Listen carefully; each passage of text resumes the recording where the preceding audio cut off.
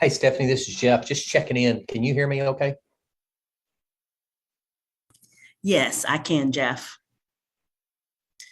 I think can you hear me? Because I'm not hearing you. Hmm. Let me see. Hello? Miss I Can can anybody hear Stephanie, else you. hear? Miss Stephanie, This we is can hear you. Sharice. This is Sharice. I can hear you. Okay, we've run in, I think we're having some not technical, we're having difficulties at the meeting. Lunch is late, so it may be a little while before we start, but I do know that most of our guests, if not all of our FYI, I'm guests, not hearing have anything arrived. on my end. Got my mute off, got my volume turned up. I see that Stephanie's talking, it looks like. Hmm. Jeff, can you hear Sharice me? is This is now. I see Sharice. the green box, but I don't hear anything. Jeff, can you hear me? This is Sharice. Got my earbuds, see if that works. This is Yeah, I Steve. think it's This is probably on Steve. his I can end. hear everybody fine. Yeah, this is Steve. I can hear Okay, me everybody fine. too. I can hear everyone fine. This is Esperanza. Me too. It appears now that lunch may have arrived. It seems like people have gotten up from the table. So it may be 12:40, 12:45 before we start because the tour may have run just a tiny bit long. I'm homesick today, so I apologize for my voice. But yeah, there's Kenneth. So I think they've just arrived back from the tour. So stand by, everybody. And thanks for coming. Okay, thank you.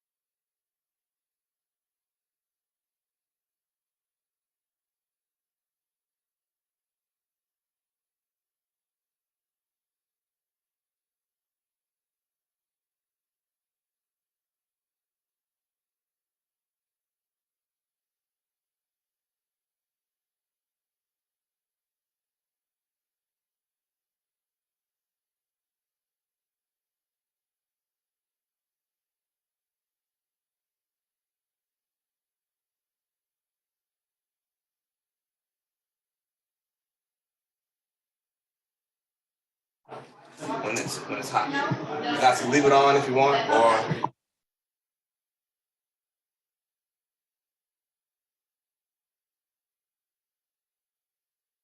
but here.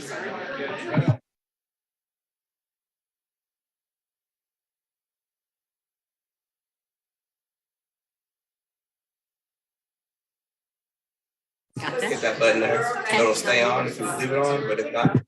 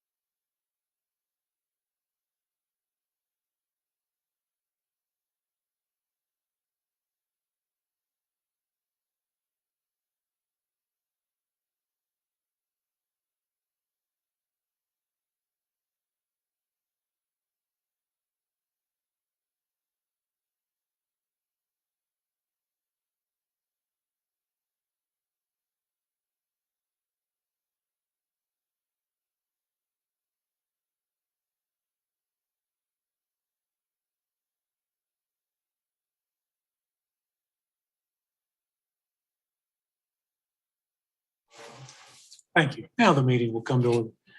I'd like to thank Brian first for the tour this morning. Sorry for the rest of you. We're running a little bit late, so we'll try to hammer through the have-tos as quickly as we can.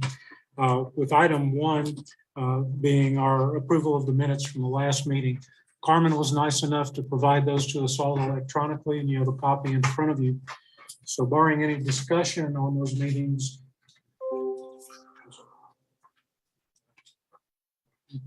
we can do that in just a second. I would entertain a motion that we approve those minutes. So moved. I have a motion as a second. Second. Motion by Hugh and second by Stacy. All those in favor indicate by saying aye. Aye. Aye. Aye. Opposed. Motion carries. With that, if we could, I'd like to find out who is joining us virtually today. And I think Jeff Standridge is here.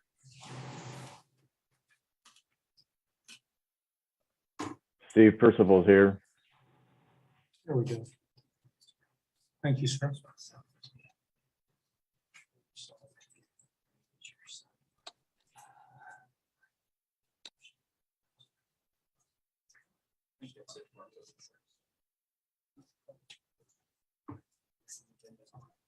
This is Solomon Gross. Perfect. Thank you. That covers our voting members and also a number of our ex officio members that are listed on the screen. So with that, we'll move into agenda item 2, which is plastics manufacturing automation training discussion. And we have Steve Baird, Plant Director, HMS Manufacturing Company. Steve?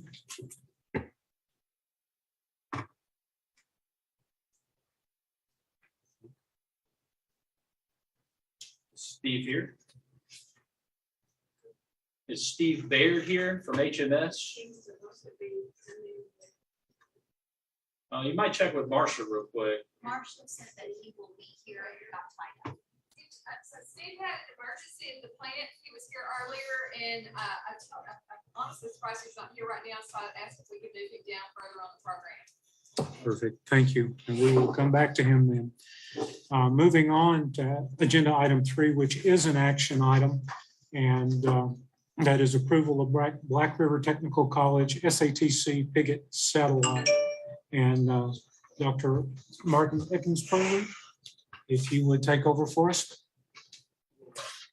My level best is very weighted.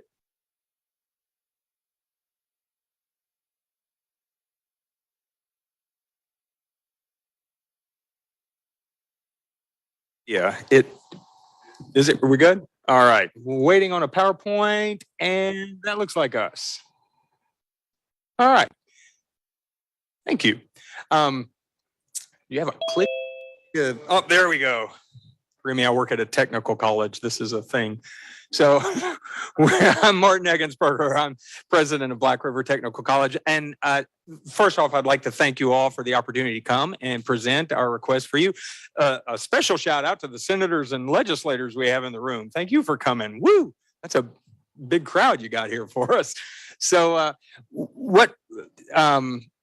currently, our CTC enrollment, the Career and Technical Center enrollment, last spring was at 99. I think this fall we're pre-registered for what is it now?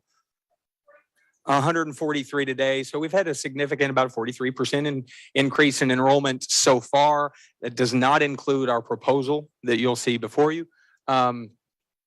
We have several locations. Our primary location is in Pocahontas, where we serve Pocahontas, Maynard, Sloan Hendricks, Hoxie High School, Walnut Ridge, Corning, Hillcrest, Arkansas Virtual Academy. And in Paragould, we serve Paragould High, Greene County Tech, Marmaduke, Rector, and Brookland High Schools.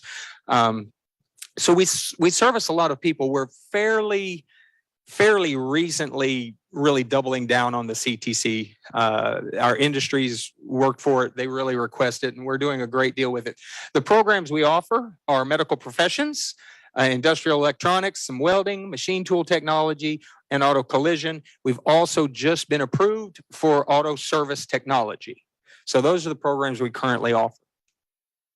A student can earn also CPR, career readiness, OSHA 10, first responder, American welding certifications, and we license people for CNA and phlebotomy. We have several goals, and one of our goals is to work with the Office of Skills Development, and we want to reach every corner in the state. We want to make sure that every kid in high school has access to a high quality career and technical training. And we want to, because our college has these values, we want to make sure that we are an example in serving students, the community, learning and quality. And we want to balance excellence with sustainability and affordability. So those are the big goals that we have. Our goal today, our vision, is to create a state-of-the-art career and technical center, crucial to growing our regional economy and securing a brighter future for our state and our population. We have partnered with Piggott, and they have offered us a facility that we can remodel and expand. I don't know that we'd need to expand, but to set it up for this really high caliber instruction. If you'll notice, we see the need to teach welding, industrial electronics and robotics, and perhaps the bridge between the two, automated welding, robotic welding. So we'd like to cover all of these things in this facility. And as you can see, those two giant bays are ideal for that. So this is what we'd like to teach. We're motivated by Governor Hutchinson's blueprint for sustainability in education. We know that our students need rigorous and tailored training, and we know that every Arkansan should have access to this. We want a world-class career and technical education, and the OSD has taken important steps to improve this and have discussed partnering with us on serving the balance, the last corner of the state. As you know, businesses report that they have trouble finding skilled workers. It's hard everywhere. Employers turn to our CTE to get these skilled workers as early as they can for basic training and then for upskilling and upstaffing. CTE is a great bridge into future education, and our counties, Clay County in particular, has several towns that are underserved and one that is effectively unserved, and that is Piggott. As we look at serving Piggott in this unserved area, we want to make sure that we align with the CTC our classes teach with what industry needs with both the secondary centers, the high school students and college and industry. We want to collaborate with employers and local high schools. We want to be accountable, and we want to be innovative. Those are the priorities we see when we address this issue. Our projection for the class, if we counted the number of students that were interested in each of these areas that would travel to a Piggott training site that don't currently travel, we show about 30 in 11th grade welding, 29 in 12th grade welding, 28 in industrial electricity and robotics for 11th grade, and another 22 in 12th grade. Those are from the surveys, the most recent surveys that we've sent out. And as you can see the map, our two Blackhawks are the places where we currently serve students. The other two towns, Rector, Corning, are, while unserved, they have traveled to our either one of the existing locations. Piggott in this far corner is too far to travel.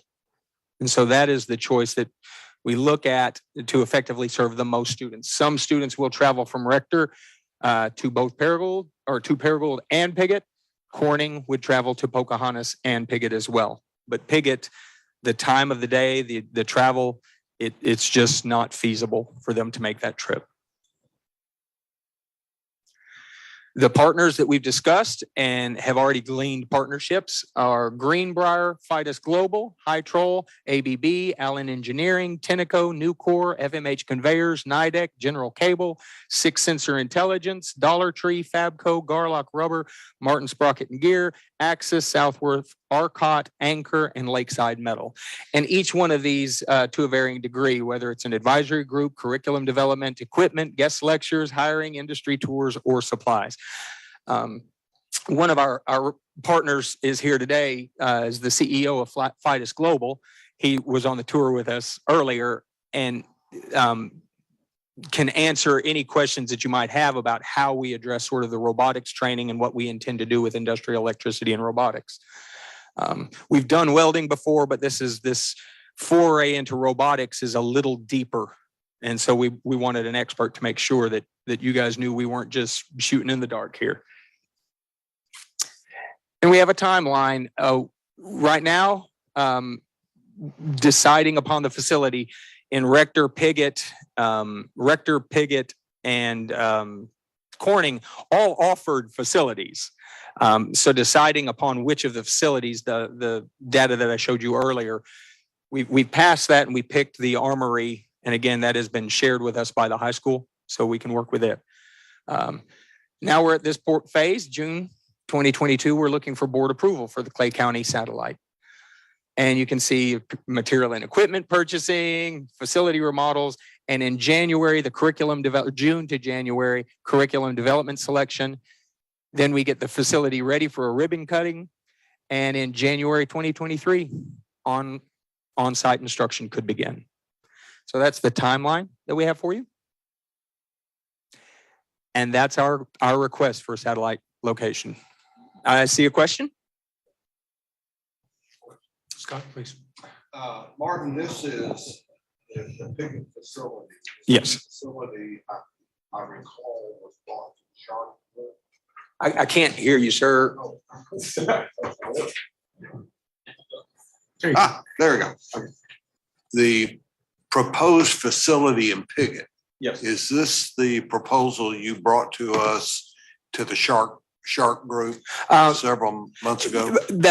This is the proposal. This is what we had lined out. This is the formalized proposal for that. This was the idea that we brought to that Sharp group afterwards. Yes, sir. Yeah. Did you update that proposal? We did with these two programs with that location. We are currently, like everybody, we have to get approval before I can make any further steps. We have bids that are going out right now. We did some estimations. The problem with the estimations is everything in the world is turned topsy-turvy lately. Anybody that's done any construction, any trying to find people to bid even is just a challenge. We have, let me get a piece of paper and I'll show you where we are.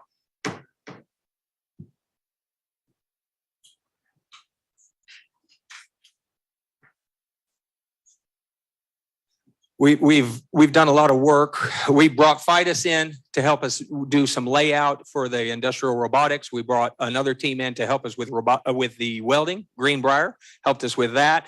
We're looking at the electrical needs of the facility. That really, robotics and welding use a lot of electricity. In the original building, you saw it wasn't quite set up for that, but we've got partners in the town that are willing to work with us. They have their own electrical program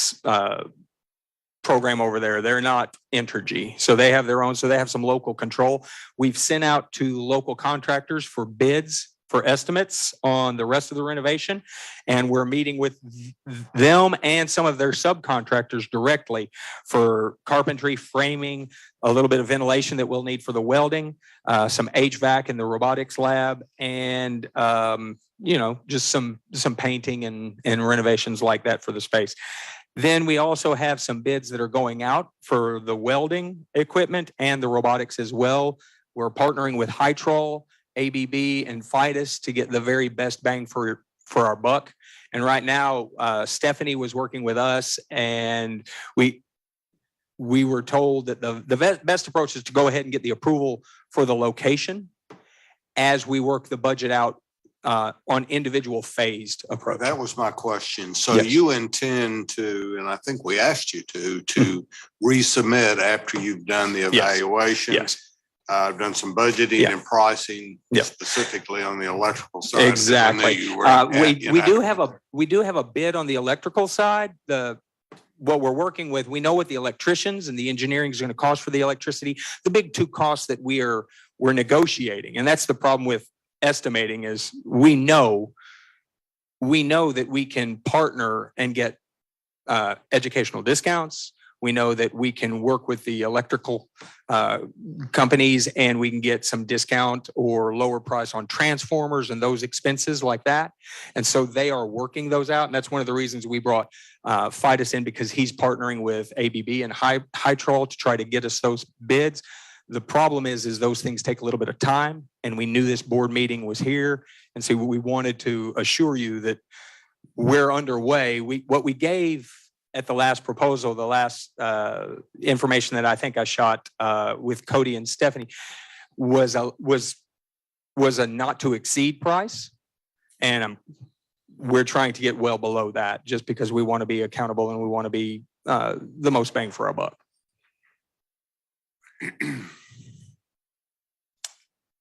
Okay, so we are, yeah, I know Stephanie's not here today. is she? Stephanie called me about this Mhm. and. Exactly. She called me after she talked to you and she said, we need to look over this. Yeah. That after the meeting and the Yeah. presentations, when we ended the last board meeting, Mhm. that there were several of us, you being one, we're very excited Yeah. about this. It's which comes first, you know, do you approve a location and then they don't have the funding to do it? That's the thing that, Stephanie suggested that we do the location first because the funding would depend upon the location. mhm, So that's what we're asking for is the location today. okay. So that, and that's right. When we looked at these other facilities, I think Stephanie went on a tour with us and we looked at these others. This was the one that was this facility that Piggott offered is the most ideal. It is the most flexible for training both CTC students and other industry. Yeah. We don't want to limit it to just high school students. So in the mornings, we might have high school. In the evenings and afternoons, we'll bring in industry and college students and mix it all up. So that was the question I had was Yeah, and chicken or the egg? industry partners are in that area, right? Yes, yes. And as a matter of fact, part of the instructional costs, Greenbrier has worked with us. They would help us with the proper certified welding instructors as well. They want to partner. And again, with gear, we've got that lined out as well. The problem is it is incredibly challenging to get anybody to bid quickly in today's economy. I mean, industry, it is just a challenge right now and we're working on it. You brought a guest a rather long way. I think we'd probably like to hear from Fidus. Say what now? We'd like to hear from Fidus. Oh, sure. Would you like to speak a little bit? Do you mind Aaron Hale, guys? Aaron is CEO of Fidus Global, and he can speak to the robotics lab and kind of what we have in mind. Would you mind, Aaron? Yeah, no problem. Yeah, so I'll quickly just try to kind of give you guys a little background on me. So I'm from Paragould, Arkansas. Joined the Navy, got out of the Navy, needed to get a job, started working at FedEx as a maintenance tech. While I was there, I got my engineering degree, got into controls engineering, and then I got headhunted to go to this small company called Amazon. I left Amazon as the global systems integration leader. So all robotics, warehouse management system softwares came through our department.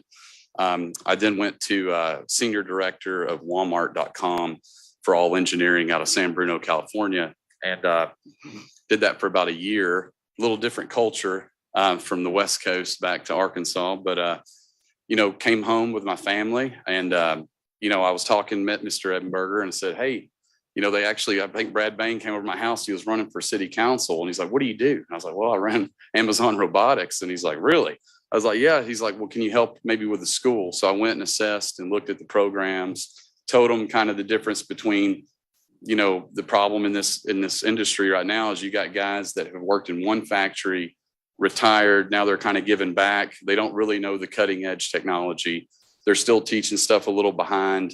And so I started just kind of giving them advice and saying, okay, these are the types of programs we need to implement here. So these kids ain't got to leave the state because, I essentially had to go to a tech school in Illinois. Then I got my bachelor's in engineering. I graduated with a master's from Notre Dame. And so I got all my education outside of the state, even though I'm a diehard Razorback fan. And so anyway, just wanted to help them and really kind of challenge the program of what the real needs are. Because, we ran through a lot of, technicians from technician schools and, they didn't properly know lockout, tag out. We fired them a week later, things like that. You're just really getting that industry in there and then challenging them instead of just being dangerous. But let's, put a capstone on these programs, expose them to the different robot types, not just Cognex cameras, but SICK cameras, Basler cameras. A lot of old factories, they got still data highway 485. And then now we've got, to merge old networks with new networks, these technicians, I wanted to really help them, get that academic, excellence up and really challenge the kids. So when they come out that they can immediately go work. Cause I think everybody's seeing a push for automation and because there's a lack of skilled labor. So the ROIs have changed a lot. It used to be, how many people can we replace? Now it's like we don't even have people So the ROIs are changing on automation, and companies who are going full tilt into automation are about to have an even worse time getting skilled labor. And so just to give you an example, before COVID, we could charge about $285 an hour for robotics. I'm charging about $485 an hour now. So it's the demand is really there. And so we just wanted to help, I guess, and ask away any questions you got for me. Well, thank you. Just mostly wanted to understand your commitment to the school and your vision for what to accomplish. And then I guess the last part would be, how do you foresee that impacting your organization? Oh, I mean, I would love, there's a bunch of kids, even from church and everything. They're like, oh, you're in robotics. And so having a program that you can push them to, locally, kind of, get that hook in them, because I think STEM's got a bad reputation for not being cool, but it's super cool. And I think, they get around it. They start seeing, the tangible results of their programming and things, you kind of get some excitement. Are there any questions from the floor or from our online audience?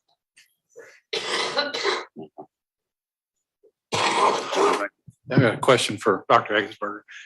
One of your slides, you referenced career readiness certificates. We just recently pulled data from the just recently ended school year. And since Senator English is here, it's legislation that she worked on is on work keys and having work keys testing in all the districts.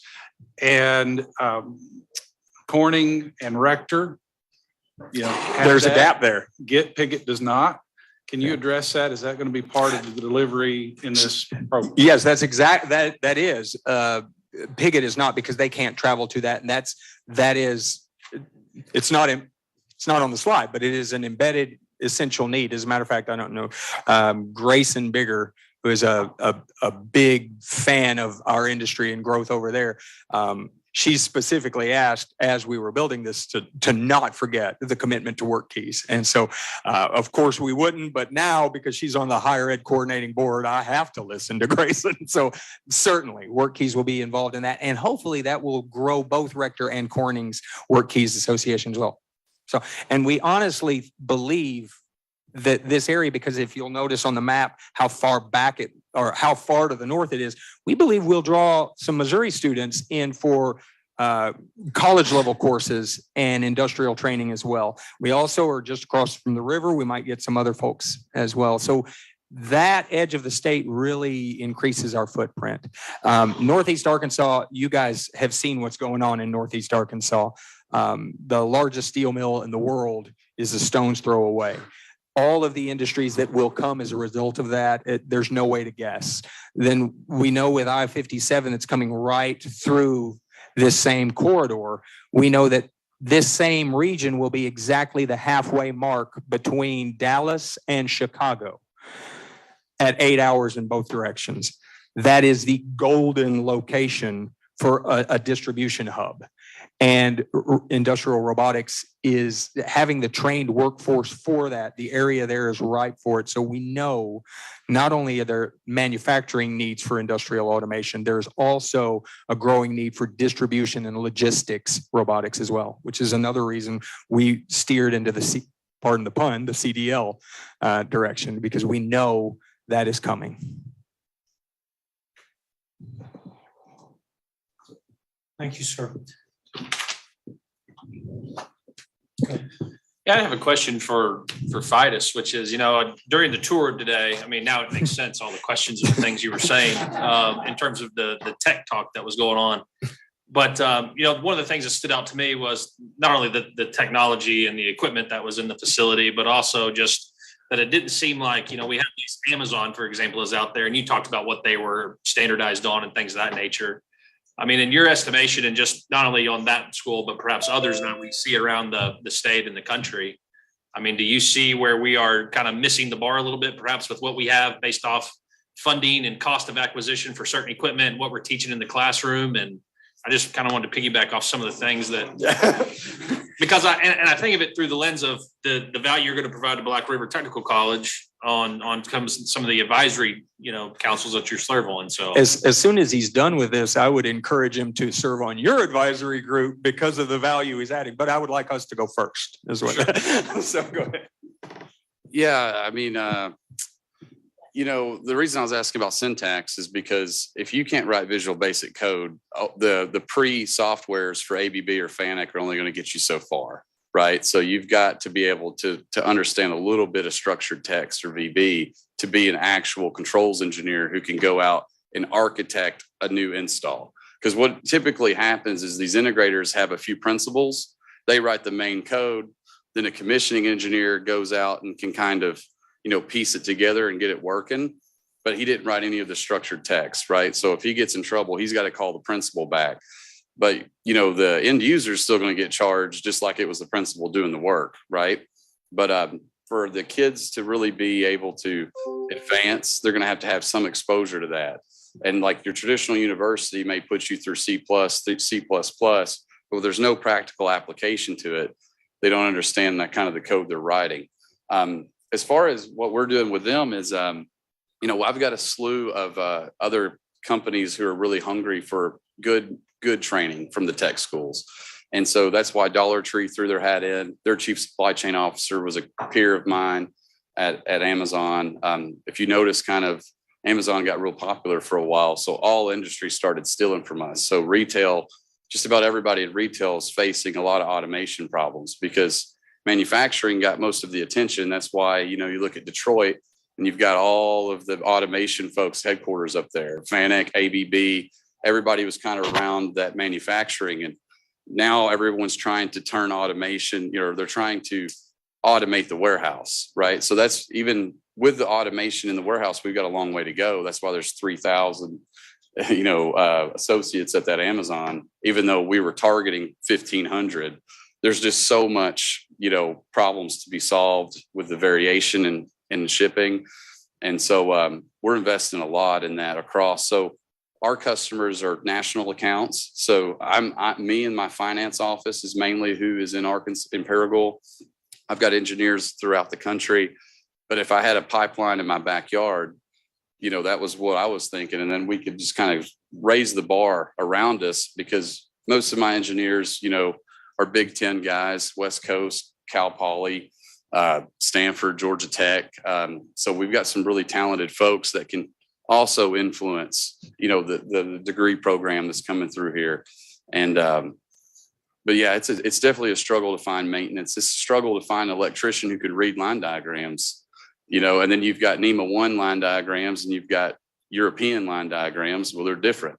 And so knowing how to read the two, just those basic fundamentals, we got to really hammer down on how to get that right. Motor controls, what amps, everything, the IoT, SCADAs can now basically eliminate visual maintenance and you basically looking at data screens. How do you develop those? And how does it all integrate together?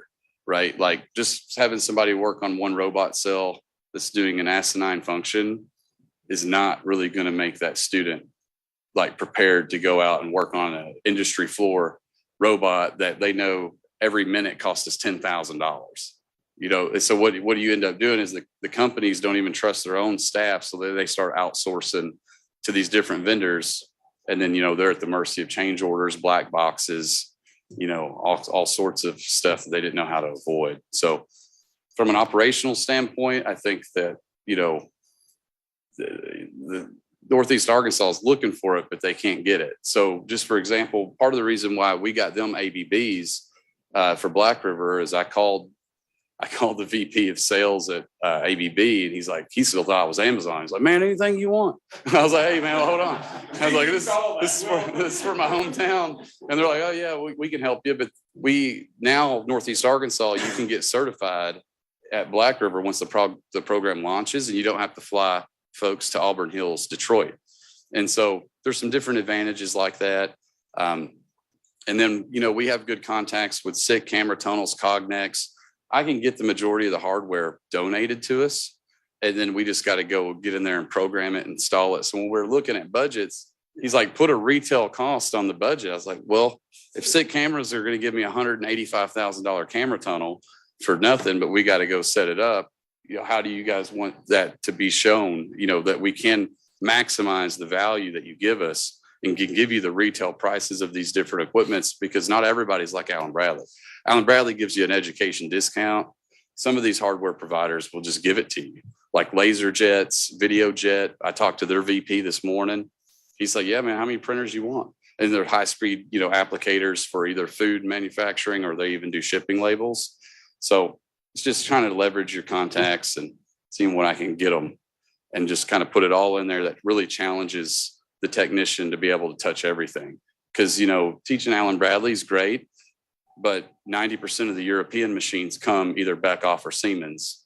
So you need to at least have them dabble in Beckhoff and Siemens so that they can at least understand how to leverage all of those different hardware and software interfaces. And we just happen to have the money at Amazon to buy everything new. So I can kind of tell what's outdated, like, oh, man, it's pretty old. We don't do that anymore. So, yeah, no problem. Appreciate your partnership with Black River. All right, are there any further questions from the floor or online audience?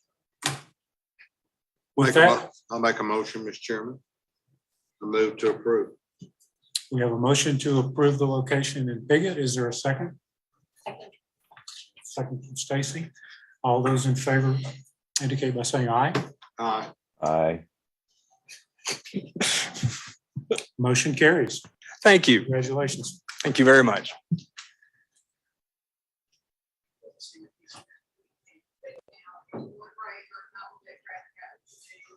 Is Steve here? He's not. Do you want to?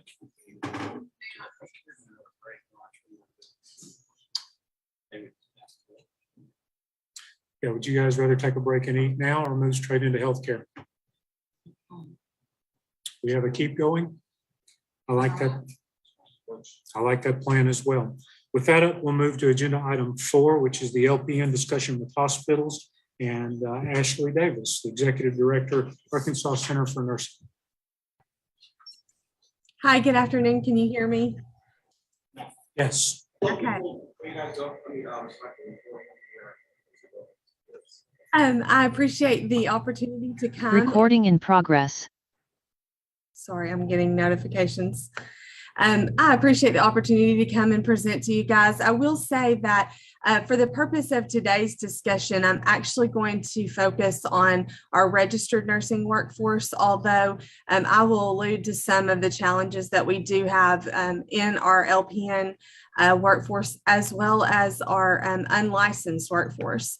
Let me share my screen.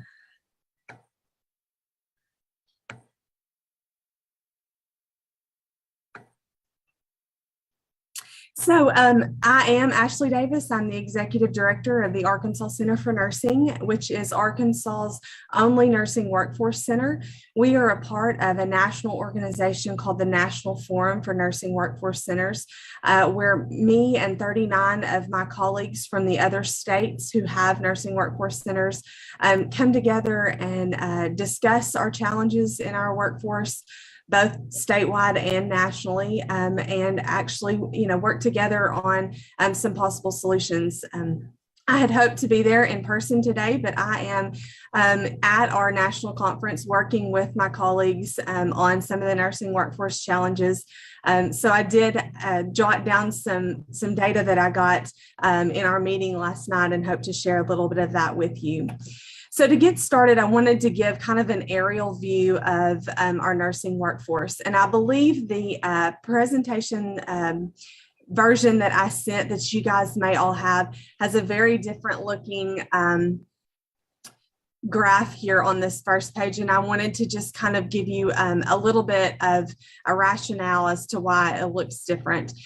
So when we talk about our active nursing license in Arkansas, nursing licenses are renewed on an every 2-year basis. And in Arkansas, if you are licensed as an advanced practice nurse, so a nurse practitioner, a CRNA, a nurse midwife, you are also required to hold a registered nurse's license. So when I looked at our data, I wanted to be as transparent with you guys, give you the numbers that I can hang my hat on. And so I decided not to use the data that we have tried to tease down to find a more real picture. I wanted to just give you the data that we have, explain some of the challenges with that data, some of the weaknesses in that data, and then go from there. So we have, as of June 30th, 2021, we have 44,495 active nurses licensed in Arkansas. That does not say how many nurses are working with that license. That does not take out the advanced practice nurses. That is just how many active licenses we have.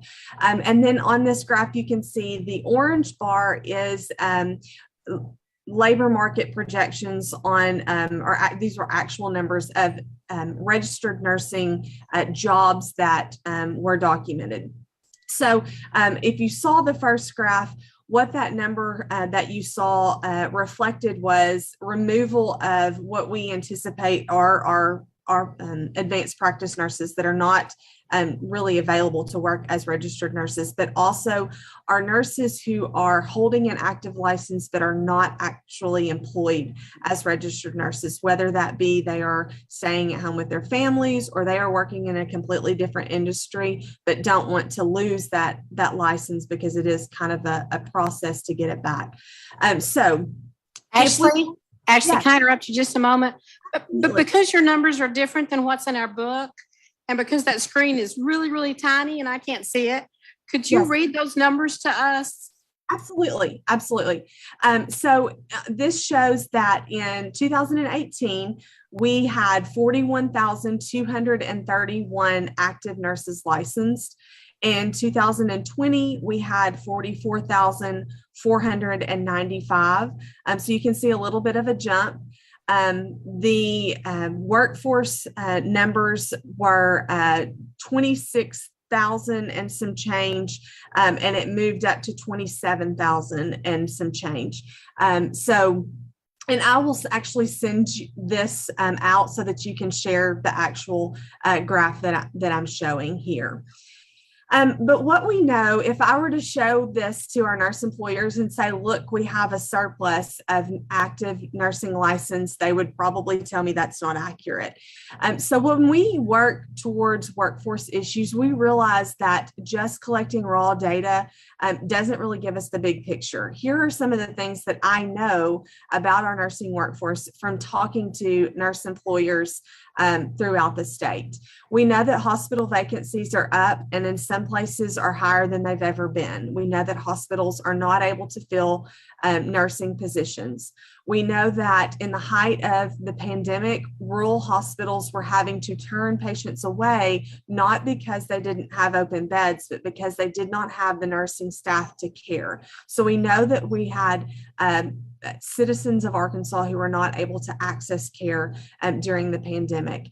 And we know, without going into the ins and outs, that travel nursing has caused major ripples in our nursing workforce and has shifted our nursing workforce into a situation that is not economically sustainable.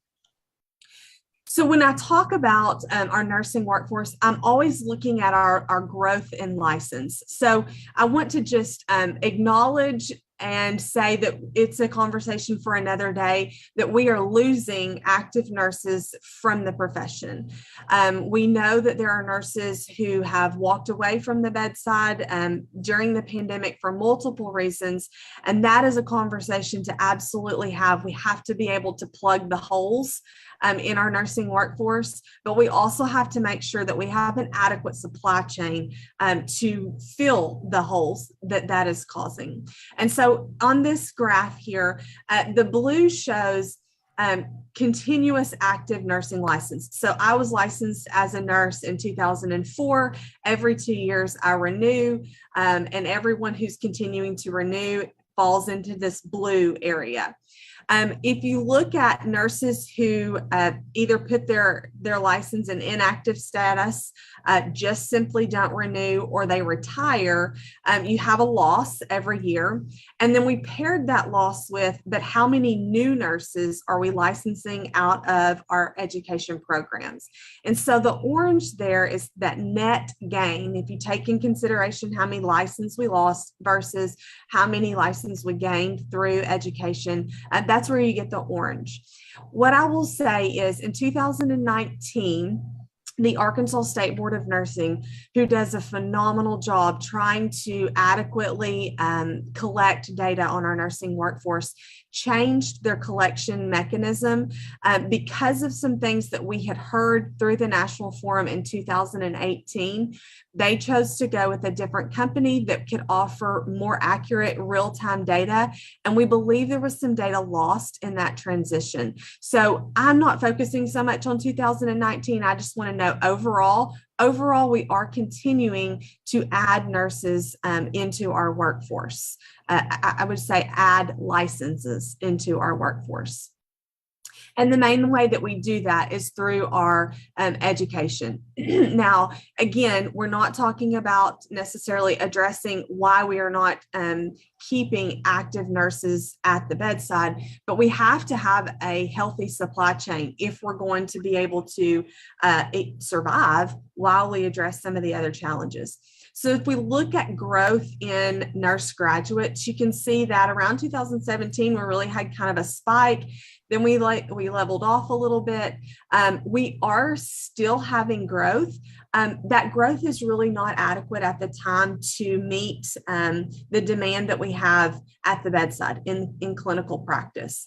But what we know is that in nursing education, there are a lot of challenges that prevent us from being able to, a lot of us talk about cranking up the spigot.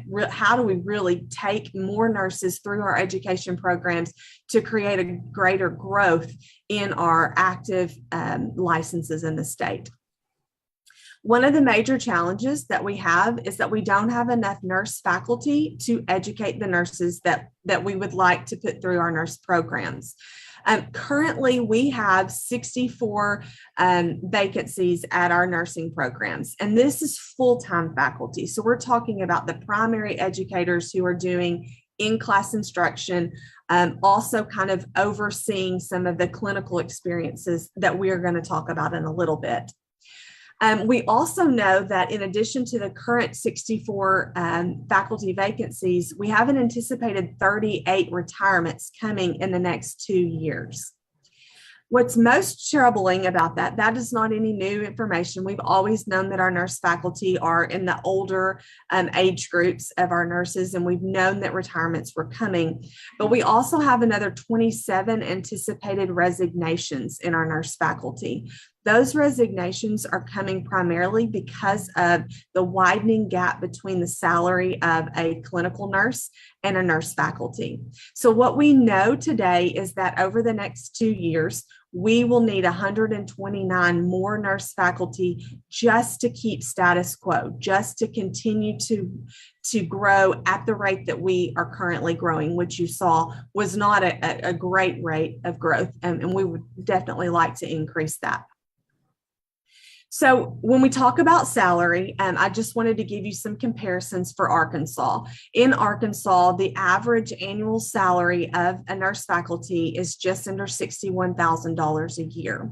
When you look at a registered nurse or a clinical practicing nurse, that average annual salary is just under $66,000. So we're talking about a $5,000 difference, which may or may not be that much if you consider some of the benefits in working as a faculty. But what this doesn't tell us, this is not an accurate apples to apples comparison. In Arkansas, the minimum requirement for our nurse faculty is a master's degree in nursing, with many colleges requiring a doctoral degree. Our registered nurses who are working in clinical practice, by and large, are associate degree and baccalaureate degree prepared nurses. So if we're going to compare apples to apples, we have to look at master's prepared nurses to master's prepared prepared nurses. Our master's prepared clinical nurses are our nurse practitioners, our CRNAs, and our nurse midwives. I've chosen to go with just the nurse practitioners. CRNAs make a lot more, but they also, there's some reasons for that. But if we were to look at a nurse who has a master's degree in pediatrics and a nurse that has a master's degree in pediatrics who is teaching pediatrics, that difference is startling. And so recruiting nurses from the clinical practice, hey, you're making $107,000 a year. Would you come and make $61,000 a year and teach more nurses? That's a hard sell, especially as we know that this price difference has probably grown some with just the inflation that we have seen in healthcare because of some of the shortages. And so we have this huge gap. We also have nurses, those resignations that I was talking about, it's a tough economy, and nurse faculty are having to look at, I am prepared, I'm educationally prepared, I have the experience to go work as a nurse practitioner and make $107,000 a year. Why am I choosing to stay in a job where $61,000 a year is where I'm maxed out at? So we do have nurses who are leaving education to go back to the clinical setting because this gap is so wide. But I would imagine that your question is, isn't that true in all industries? An active practicing lawyer would ideally make more than someone who's teaching law at one of our local colleges. And so I'd like to show you just a comparison within the Arkansas colleges. These are Arkansas universities. And when we look at nursing instructors, nurse faculty salaries, we are fifth from the bottom in pay of faculty salaries at our collegiate level. One of the things that struck me was that art, drama, and music teachers are making so much more than our nurse faculty. And that brings a whole new idea to the whole starving artist label. Maybe we should talk about starving nurse faculty.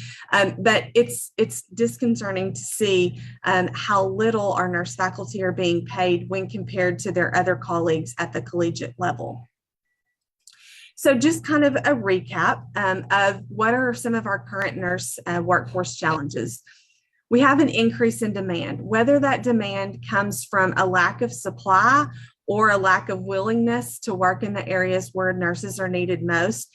Nurse employers feel and report an imbalance between the demand and the availability of registered nurses. We have faculty shortages, and we have challenges in being able to answer those shortages and to correct those shortages.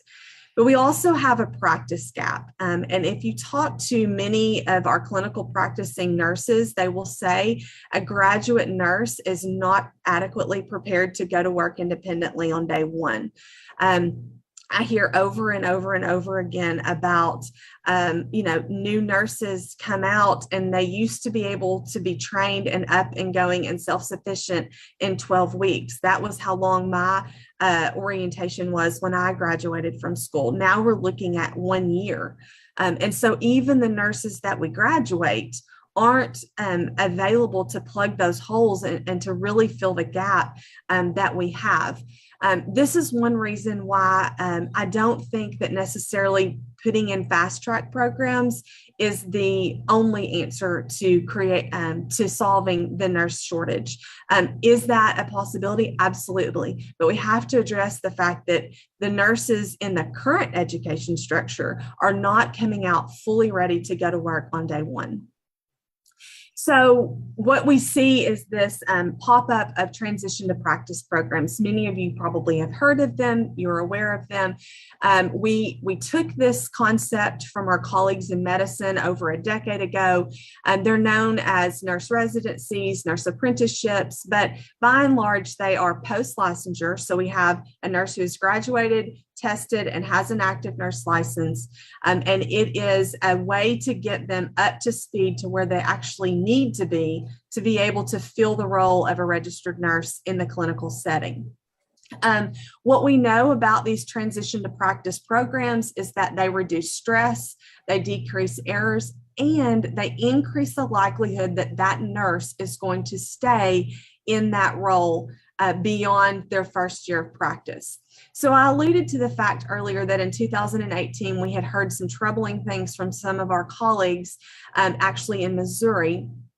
They had done a study and had found that 25%, so 1 in 4 of their new graduate nurses were leaving the profession in the first year.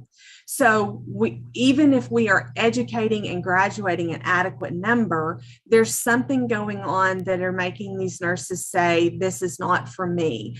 And so that is taking up space in our education programs, but also that's costing our employers a lot of money to train, then rehire, then retrain.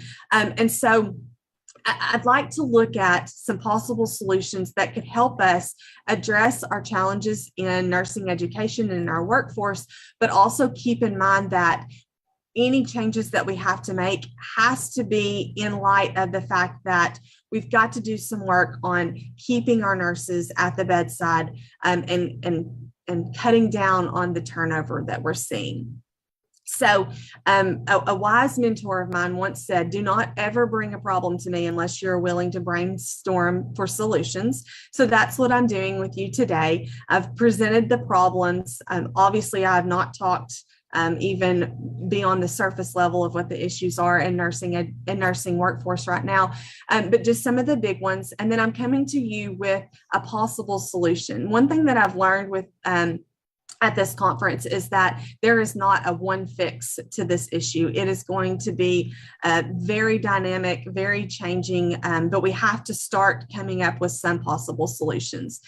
So the potential solution that I'm proposing today is a collaboration with the Office of Skills Development to come up with and I don't even know that it is worthy of calling it an apprenticeship model, but that's the word I've chosen. To address the practice gap that we've talked about, to offset some of the costs that are prohibiting faculty from being paid adequately. And so therefore improving the faculty pay, which then ultimately brings more nurses into that faculty role. So currently, the majority of our clinical education, so in nursing education, and forgive me if I'm dumbing this down too much. In nursing education, you have your in-class instruction, and then you have your hands-on clinical education. That hands-on clinical education, in my opinion, is as important, if not more important, than what they're getting in the classroom.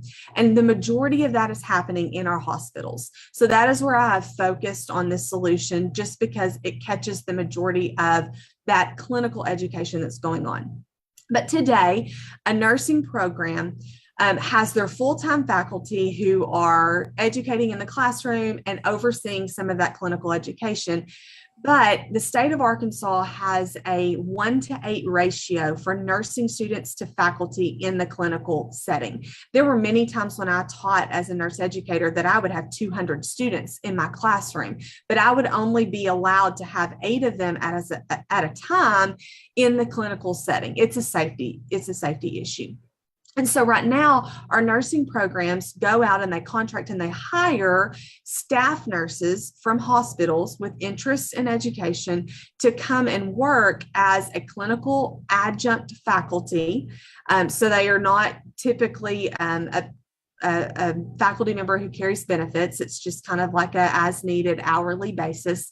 And they take those students into the clinical settings and they do the hands-on teaching. In talking with several of my colleagues in the nursing education programs, typically right now that current pay is about $35 to $45 an hour, depending on their experience and education level. And what we are seeing, though, is that with all of the challenges in staffing at the hospital, that is not very well compared to what they can make just working an extra shift. So our nursing education programs are having a very hard time recruiting staff nurses. Will you come take nursing students to the clinical setting, make less than what you would make if you just picked up an extra shift?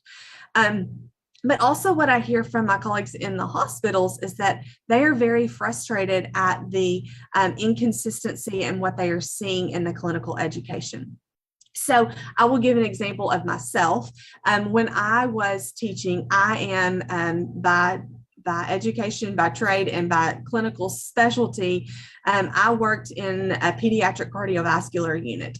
I can teach students hands-on skills in the pediatric world.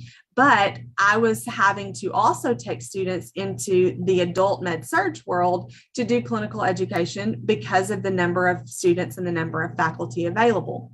And I will be the first to admit that my students that I took into that pediatric world got a much better clinical experience from me than my students who went into the adult med surg world, mainly based on my comfort level with the skills that are required in that area. And so what we hear from staff nurses is clinical group A from this university comes in, that faculty who happens to work here or is very comfortable here, that faculty takes on those students and the patients that they're assigned to. They do all of the skills, they do all of the assessments, and that actually helps me as a staff nurse. It relieves some of my workload. But then I have clinical group B who comes from a different nursing program. They come in, perhaps that adjunct faculty is not as comfortable. And I am having to do, as a staff nurse, I am having to teach these students hands-on skills. I am having to do all of these dressing changes and those sorts of things with these students. It's adding to my workload. And so we've got a frustration from nurses at the bedside that an admission that these clinical experiences are not equal across the board. And many of them believe that that is what is leading to that practice gap that we see from our new graduate nurses. So the proposal that I have today is that the hospitals, the clinical sites, would contract with their own employees to provide that clinical education for nursing programs. So you have a full-time staff member who's working their 312s and they have an interest in education, and you would contract with them and say, if you will come in on your day off and take a group of 8 students, teach them in their clinical experience, then we will pay you at this rate that we would set. And then the hospitals would be reimbursed through this apprenticeship program for providing that hands-on experience to the students. What I would hope would happen is that the educational experience of that student would be top-notch, because you're looking at a staff nurse who's used to that patient population, who's used to the systems in the hospital, and who could give them adequate hands-on experience. Also, that staff nurse knows very well what the practice gap looks like between a new graduate nurse and what they need them to look like on the first day. And so they could help us in narrowing that practice gap. On the other side of this, what this does is this frees up these nursing education programs from having to hire so many adjunct faculty. And if that is the case, then they could pay their nurse faculty at a level that is acceptable. So what I would propose is that hospitals be given the opportunity. If they want to participate in this, great. If they don't, that's fine. Nursing education programs, they can participate in this if they want. If they don't, that's fine. If they want to participate, though, then in exchange for this, they have to prove that they are paying their nurse faculty at or above the 50th percentile according to their accreditation standards. Sorry. So each nursing program is accredited. That is a long conversation to have about the different accreditation standards, but each accreditation body sets forth a standard of, this is what the 25th percentile, the 50th percentile, the 75th percentile looks across the nation for faculty pay. Most of our programs right now are tickled pink if they can get to the 25th percentile. So what we would say is, if the hospital is going to take on the role of contracting and providing a clinical educator, you then have to pay your faculty at or above that 50th percentile according to whatever your accreditation standards are. So what does that cost look like? And I will say that this is, if everybody participated at the highest rate available out there, this would be worst case scenario what this looks like. I don't anticipate that everybody would participate in this. But that's the only way I knew to come up with an actual cost. So I talked to some of our hospitals that are most highly utilized by students. And I looked at, on average, how many students do they have in their hospital on a given day? And what is their number of licensed beds? And I did a percentage. So how many of their licensed beds are assigned to basically a nursing student? That was the easiest way that I knew to come up with how many students would be in our hospitals on a given day. And what I found was during the weekdays, Monday through Friday, around 8% of those licensed beds have a nursing student assigned to it. So if we look at the roughly 8,000 licensed beds in the state of Arkansas, that would be 640 nursing students on a given day that would be in clinical. Now we know that in the state of Arkansas, it's mandated that for every 8 of those, we would have a clinical instructor. So that would be 80 clinical instructors on any given day, Monday through Friday. I did the same thing for weekends. Right now, our utilization of nighttime clinical is so low, it really would not factor in. So during the day, on the weekdays, 80, on weekends, 40. So then I looked at average pay, and I just picked the middle between that 35 and 45 as being standard pay, $40 an hour. And if we had a faculty member filling that role for 40 hours a week. Clinical hours vary from 8 hours to 12 hours, but I just did the best I could to pick a 40-hour week. If we did that, multiplied it by our 80 faculty, then on average during the week, it would cost $128,000 to pay all 80 clinical instructors over the week of time. And did the same thing for the weekend, but chose to go with the $45 an hour because most hospitals have a shift differential for weekends, and that came out to be $43,000 a week. I did that over 36 weeks, so that would be 2 18-week semesters. Typically, nursing students are not really in clinical all 18 weeks of their semesters, but we do have some that do them on the summer. I assumed that that would offset, and that comes out to an annual cost of $6,163,200 annually, worst case scenario. So, like I said, I feel like I have maybe even done a disservice, but I don't want to take up any more of your time to just graze the surface of the issues and maybe some of the potential ways that we can address it. I do think that there is an opportunity to tie this into those transition to practice programs to get maybe some federal funds. I do think that there's an opportunity to look at calling this a nurse educator apprenticeship, where we're actually training these nurses to be nurse educators. And we have to continue the discussion about our LPNs and about our long-term cares. But for today, I wanted to focus on our registered nurses and our hospital settings for clinical.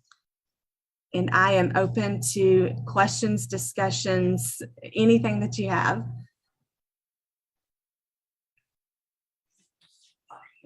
Go ahead, Stacy.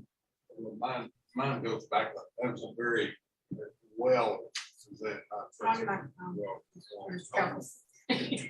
It's a well-performed and organized presentation. Thank you, Ashley. I have one question, and it goes kind of back, and I don't know what your pages are, but you said that on your projected nurse faculty shortage, including current vacancies and anticipated retirements and other, you gave us 129, but that's 129 of what? How many total are there out there? That would be statewide for all of our nurse faculty. Are you asking me how many nurse faculty do we currently have today? Yes. Yeah. I do not have that actual number in front of me, but I can provide that to you. I believe that it is around 400 to 450 that we currently have in the state. So it's about a 25, somewhere around 25% projected shortfall. Yes, sir. Thank you. Tracy, I think you had a question. That was one of my questions. Thank you. One question I had, or a couple, of the 6 million annually that's being spent, you're really saying that's currently being spent right now, if these beds were full at that level? Correct. Being spent by the various nursing programs. Yes. Okay. And so the thought is to try to get reimbursement for some of that money so that it can go into the faculty money. Correct. Right. Okay. Are the hospitals currently using their own employees? I know you said something about people coming in. No, and actually, I may not have clarified that. Currently, the clinical adjunct faculty are hired by the programs. So the hospitals, although they are normally the full-time employer of that nurse, they are not involved necessarily in any of the hiring or contracting with the nursing programs with those nurses. So this is like a second job that these nurses have with the programs. And then usually they go back to where they work full-time. That's typically how they've made that connection. So the hospitals are not paying these adjunct faculty now. Okay. Okay. And it may be difficult, the Department of Labor really frowns on you calling your employees contractors. Okay. So it may be that that's not a feasible solution because you can't use your employee as a nurse and then turn around and call them a contractor the next day. So that may be why the program is paying for that person, even though they're working in the same hospital that they were at. There may need to be some other scenario that could be used. Okay. Because I don't know that would be possible to call your employee a contractor. I see. I understand. And overtime issues, would be the big concern. Yeah. So I mean, I think it's a interesting concept, and I kind of like it, but there's a few little things that might have to be worked through, such as that. Yeah. So that was my three questions. Yes, sir. Another question from the floor? Yeah, this is Mark Wallenmeyer. I'm the Dean of Health Professions up at Northwest Arkansas Community College. Dr. Davis did a great job at the presentation. We struggle extremely hard for nursing faculty. Under the nursing national accreditation, they have to have a master's degree. And as she said, they can make up 107. Most of them are probably making $120,000, $130,000 in the clinical setting. And we're hiring them in. Our average starting pay is around $63,000. We just don't have enough money to pay our faculty. What we have done, and I mentioned this to Mr. Waits here recently, is that we have partnered with Washington Regional Medical Center to do this exact thing. We have a very specific track. All of these students are going to Washington Regional Medical Center. They started the day after Memorial Day, so they are actually working there now. To close that practice gap, one of the things that is happening is that all the rotations for this particular group will go to Washington Regional. They're going to follow them. They'll learn their processes. They will learn everything that they need to do at that hospital. And then hopefully, I'm hoping, when they graduate summer of 23, they'll be hired by Washington Regional, ready to go right out of graduation without the average 8 to 12 week training session, which is the apprenticeship that we're talking about. One of the things that we, and I'm sorry I didn't catch your name, but one of the things that we are doing is Washington Regional is paying for our clinical faculty. We have, as we've stated several times, a 1-to-8 ratio. We can only send one faculty member to the hospital with those 8 students. And typically what's happening right now is our faculty member, let's say Tim here is my faculty member. He goes in around 5:30 in the morning. He will be there when shift starts at 6 o'clock. he will go to the floor, he will ask the nurses, and not all of them are actually getting paid. Some of them are actually doing it out of the generous of their heart because they like education. Most of our clinical faculty are not being paid. They go in, he will go to the floors that they need to go to during that day and say, would you take a student today? Would you take a student today? Would you take a student today? To find enough to fill those students, however many are going to that clinical facility during the day. So when Washington Regional reached out to us to start this track and actually address a lot of these situations, we're like, yes, absolutely. It's going to be a win-win for everybody. It closes that gap. It also aligns with what we're talking about here today to get those people right out into the workforce. Now, it is true that we can't use the word contract and all that. So the employees and Washington Regional is supplying all of the employees for our clinical preceptorship. We can't call it preceptorship for some reason. I don't understand why, but they're supplying all of those and they're paying them. But we still, under our national accreditors, we have to have them on our payroll. So we will be paying them. I'm letting the HR departments work that out. But we will be paying them and then getting reimbursed from Washington Regional or something to that nature.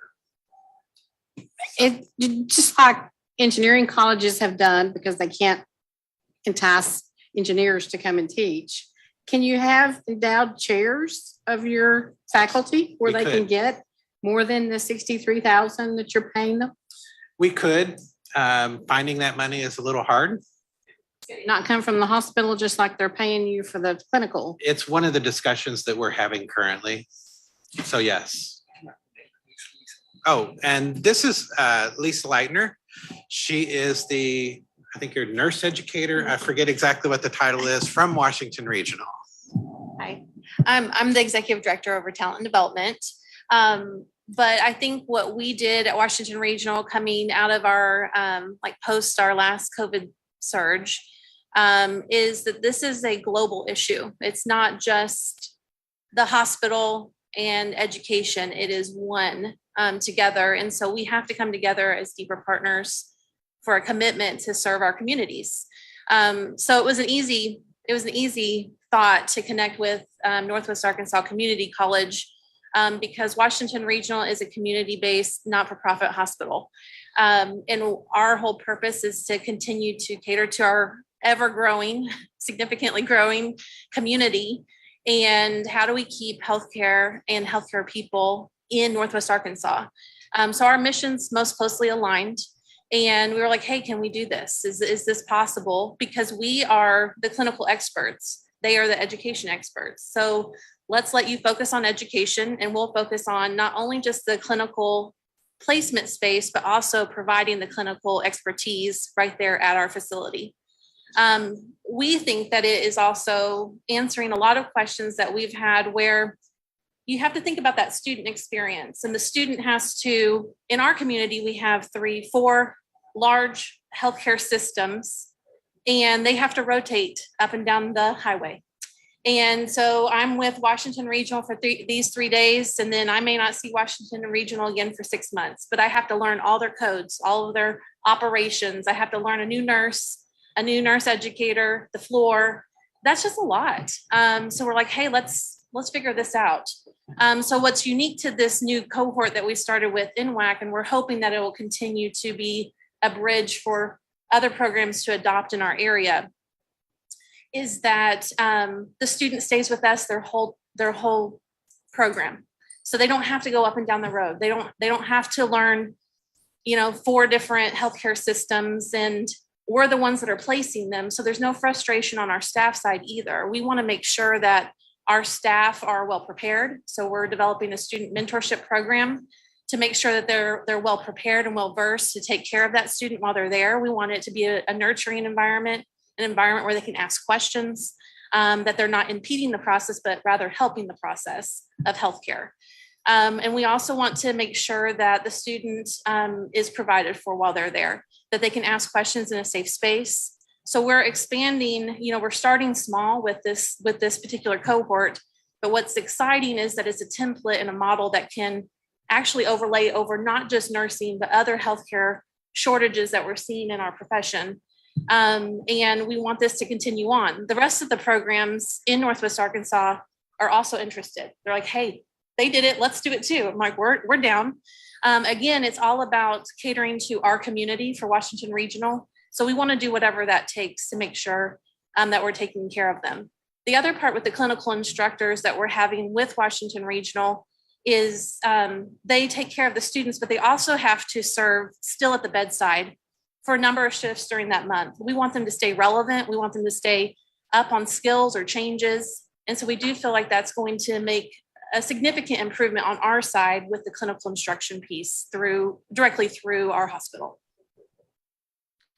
So one of the questions I'd like to pose, I'm hearing a lot. My name's Jeff Standridge, former professor at the University of Arkansas for Medical Sciences. My formal training was in respiratory therapy. I have a family full of nurses. We've watched the nursing profession really move toward RN and even BSN in some acute care settings, and the LPN get relegated to long-term care settings and clinics. And they're paid almost as much as RNs in the long-term care facilities. They're paid almost as much as RNs in the acute care settings when LPNs are employed in the long-term care settings. I'm wondering is there a need to really begin thinking about, have we kind of backed ourselves or painted ourselves into a corner by relegating LPNs to those non-acute care settings, number one? And number two, might there also be an opportunity to solve this shortage, one, in leveraging LPNs to a greater degree, number one, and number two, creating more accelerated bridge programs between paramedics to RNs and LPNs to RNs, because, I spent a number of years as a paramedic as well, and it's a young person's profession. And there are a number of paramedics who have gone on to become RNs and serve as very, very high quality long-term RNs. And the scope of practice of a paramedic outside the hospital is not completely unlike the scope of practice of an RN inside the hospital. So I'm wondering, are there some opportunities to really look at accelerated bridge programs between those professions, in addition to maybe a higher utilization of the LPNs in the acute care settings? And Jeff, to answer your question about the accelerated programs, yes, we do. There is a model we're using where a LPN or a paramedic comes into our bridge program, and we give them credit for their fundamentals in their Adult 1 class. So they're basically finishing in 1 year. And it didn't have very good success at the beginning. We're reinstituting that this year, and it will begin again in January. But we've had a lot of interest. Mostly the interest that we're getting is from paramedics and not from LPNs. And you're absolutely right. By putting the LPNs in the long-term care setting, they don't have the skills that we really need to put them in that accelerated track because they don't have that acute care skill that they're needing to jump past that fundamentals in Adult 1. Yes, I think you're absolutely on a track to what I think is another solution to this. I think anytime that we silo healthcare providers and say, your job is here, your skills are this, my job is here, my skills are this, we're doing ourselves a disservice. I do know that there are states who are bringing paramedics onto the floors to work in new roles. But I absolutely think that there is an opening for a discussion about why have we moved away from using all of the team members in the healthcare in all settings? I will say in Arkansas, we have a dwindling population of LPNs. So I think, our long-term care facilities are saying we need more LPNs. And so, they're not going to be as willing to share with our hospitals if they're needing. But I also think opening up that role brings more students into that profession. Maybe they want to work in an ER and not in a long-term care. And so they're staying away from coming into the LPN role. So I absolutely think there's room. Yeah. And in some hospitals, so I serve on the board of a health system, a regional health system. They're relegated to patient care tech positions, or what they call multi-skilled roles. Right? They're not able to actually function as an LPN. Some of the best ER nurses I've ever worked with in my career were LPNs. But I believe this is 2 decades worth of relegating them to clinics and long-term care settings, which has siphoned the pipeline or reduced the pipeline of potential people interested. I think it could be a great, for those folks who might need a little bit of an extra transition into an RN role to go through an LPN program, work a few years as an LPN, and then transition LPN to RN on a bridge program. I think we're going to have to look at multiple ways to solve this shortage of healthcare of nurses, particularly, and I think it's going to be both and, not either or. In terms of doing that. Again, the large health systems in Central Arkansas, most of those do not hire LPNs, and many of them won't hire new grad RNs unless they're a BSN, and so we kind of created the problem. I'll be very brief, Mr. Cahoon, but I'm Robin Myers, Chancellor at Arkansas State University Mountain Home, and applaud what was presented earlier. I think that Ashley's presentation is right on target because it is something we are experiencing as a problem. And we, like NWAC, have a LPN paramedic program to RN transition program. That's very successful. We start a cohort every fall and every spring, and that is very successful. But one of the reasons we came up today, and I've got someone with me I think you'd much rather listen to than me, but Baxter Regional Medical Center, which is much like the Washington Regional Medical, recently made a proposal and decided to fund not just our high school program, which is brand new, but they're going to pay for our high school LPN program, pay any cost for the students while they're in that program, as well as paying those students $500 a month while they're in the program. And then they stepped in and said they'll do that also for our traditional students in our paramedic program and our LPN programs. We have 2 cohorts of LPNs also. Again, I think they're going to also look at the RN program. That's one of our conversations. But I think Shannon Knoxgall, who is the director of nursing and many other things at Baxter Regional, would probably have a lot more to say about this. And I would like to turn the mic over to her. Well, after listening to these gentlemen speak, I wonder if we could take robotics to the bedside. I actually had a CFO say that to me in Texas not long ago, is we got to figure out how to take care of patients without nurses. And I had to get up and move my chair to keep from hitting him. But there's one thing robotics can't do, of course, and that's compassion, which most of our patients need more than anything. So from an LPN perspective, we did have to go back to putting LPNs at the bedside. The reason why LPNs were driven out of the bedside, a lot of the reasons were because only an RN can assess a patient. An LPN cannot assess a patient in their current scope of practice. So if you have too many LPNs at the bedside, that pushes too much work on the RN. They're not only assessing their own patients, but they're responsible for the LPN's patients on the floor, and then they go find something else to do. So we had to take those back to a manageable state. So in our med surg areas, we're going to a 70-30, 70% RN, 30% LPN. We did create a position for LPNs in our emergency department.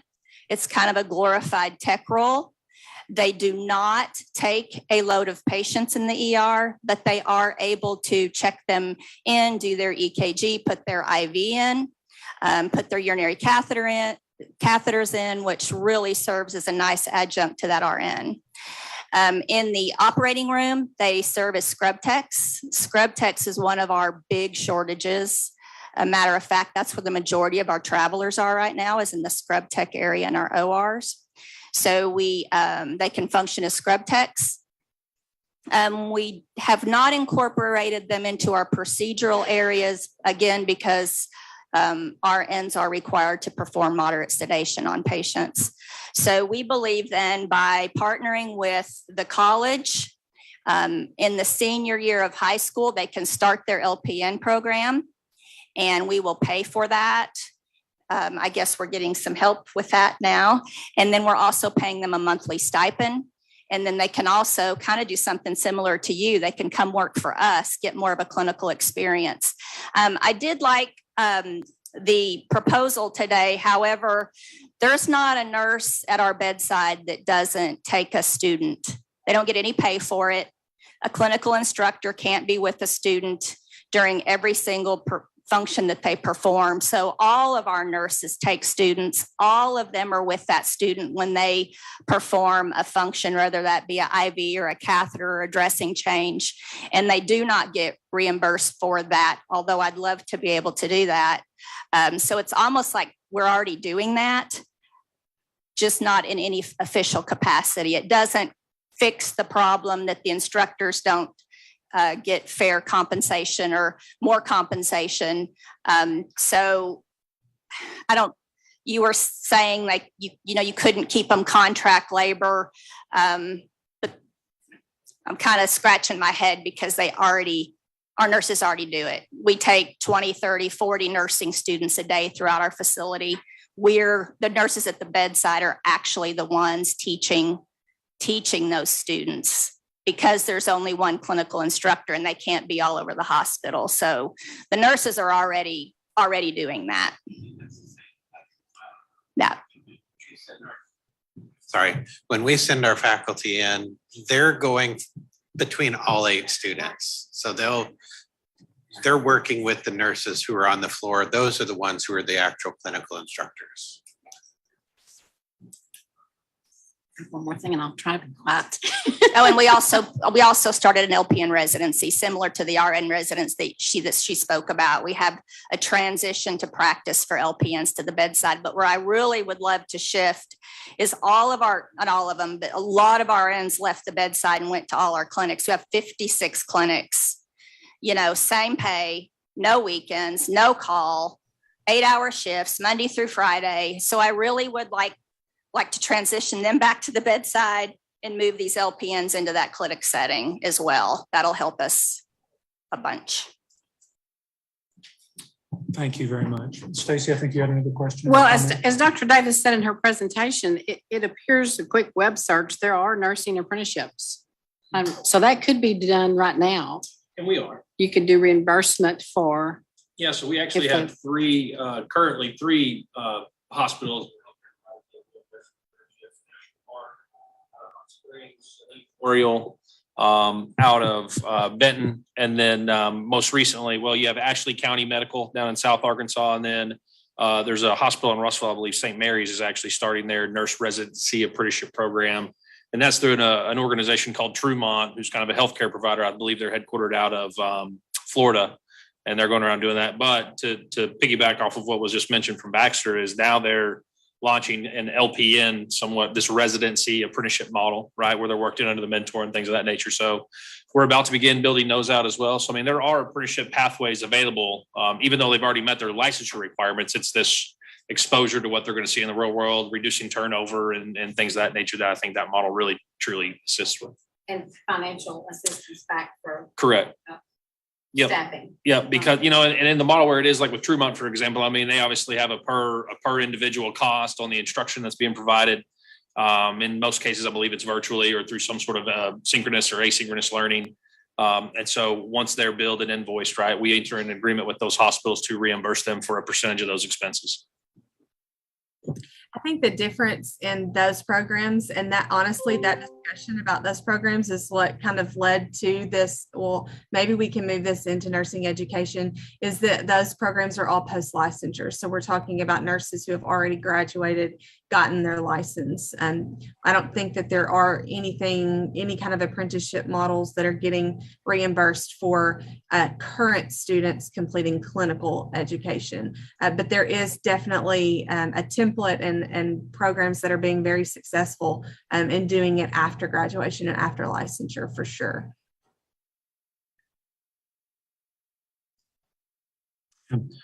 I know this board is always very happy when we see partnerships between education and industry. And it's my understanding that we have multiple healthcare providers represented here today. I would ask that if you are representing that industry, that you stand and introduce yourself, please.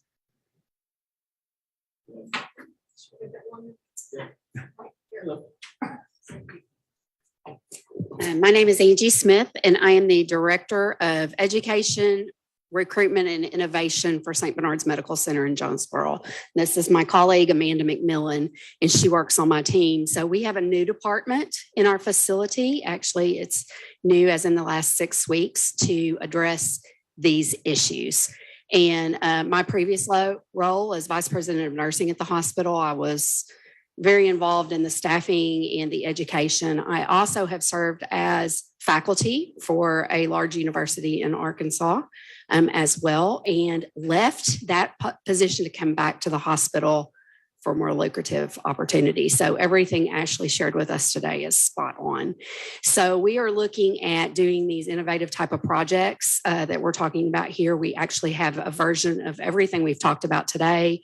We're partnering with Black River to start a new LPN program at night. We have a new, what we call a DEU program, as opposed to a preceptorship with another university, Arkansas State, to bring in have our staff serve as the clinical adjunct. So we started that actually 2 weeks ago and are looking for opportunities. In terms of the compensation and the salary, I think one of the things you mentioned is we also are suffering from flight. Our nurses are leaving the hospital to go to Monday through Friday jobs, to a very lucrative travel market, to retirement, to choosing not to work as much or as hard. And then we're also facing workforce strain issues that we haven't faced as dynamically, I would say, from the pandemic, the stress, the abuse, all of the challenges with that. So a lot of different factors that are causing that. We want to drive people back to the bedside, at least so we can take care of patients. And so that's why we're here today, is just to listen and to learn and to hopefully be part of the solution moving forward. Thank you. Are there others? All right then. Any other discussion from the floor before we move to our next agenda item? Ashley, go ahead, Cody. Yeah, one of the things, one of our board members who actually represents the healthcare industry had a drop, and so I was just reading a note that was sent to me. And one of the questions I have, and obviously we have some people in the room that probably know a lot more about this than I do, obviously, but one of the things that always comes up is State Board of Nursing, licensure requirements, things of that nature. So, what acts, or are there any legislative items that either from the hospitals here in the room or from the educational providers would say to anything that has to do with legislation or acts or laws that are currently in place that restrict our efforts in terms of developing a workforce that we could be taking a look at as we start planning for the 2023 legislative session that'll be upon us very recently or here in the near future?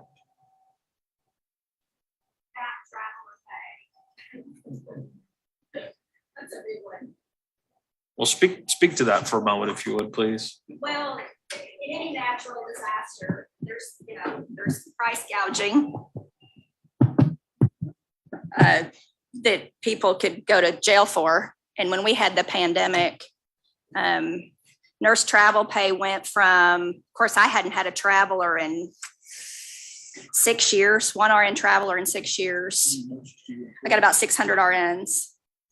pre-pandemic. Post-pandemic, we started bringing in travelers at about $90 an hour. And about 6 months into it, we were up to 200. Now that's what we pay the traveling company. I have no idea what exactly the nurse gets, what piece the nurse gets. What's that? About 70%.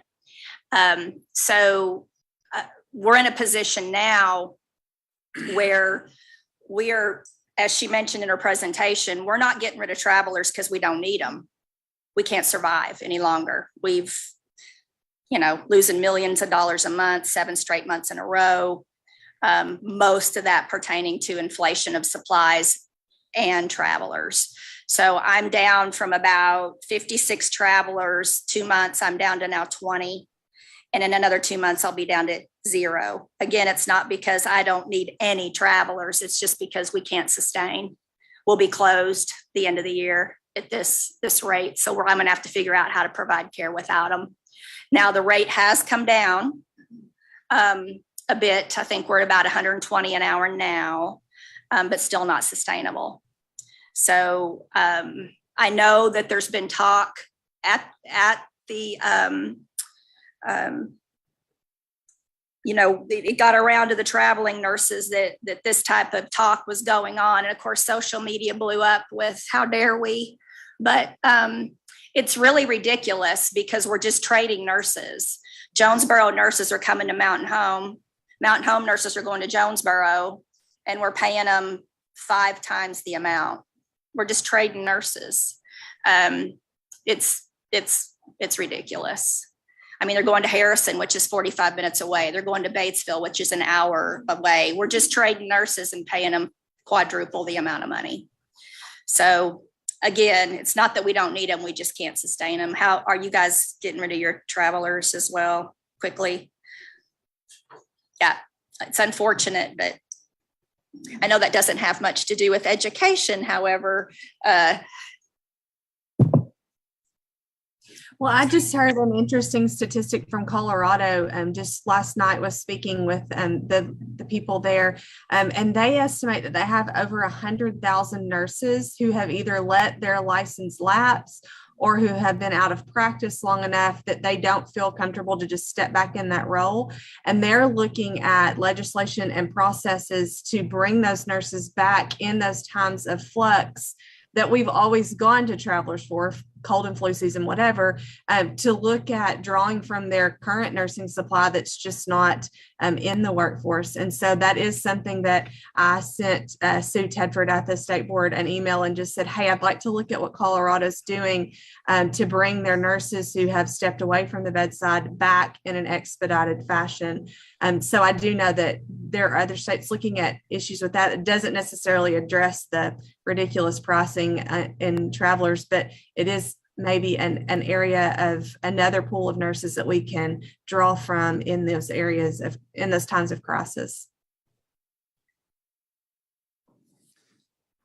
I would say another issue that really needs to be addressed, and it deals with nurses, but it's the faculty pay. When I've had 100% turnover in my nursing faculty since I've been at the college for 5 years. What they're coming in, they're getting a 9-to-5 job, an 8-to-5 job. They're teaching, they're going to the clinic, they're doing their education, they're getting their DNP or whatever, and then they're leaving. Or just recently, I had just this last fall, a faculty member that left because they were going to offer at the position she was going $40,000 more. 2/3 of what her salary, a little less than 2/3 of what her salary currently was.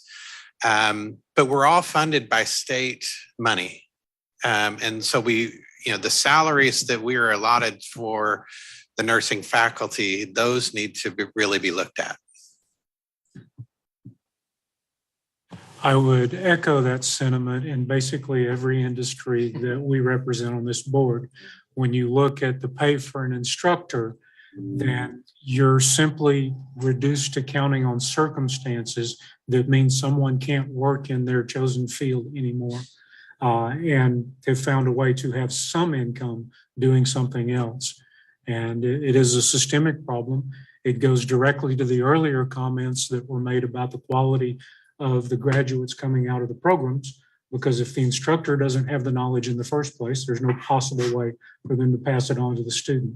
So sorry to get on my soapbox, but that is a pain point for all of us. Ashley, thank you so much for your presentation.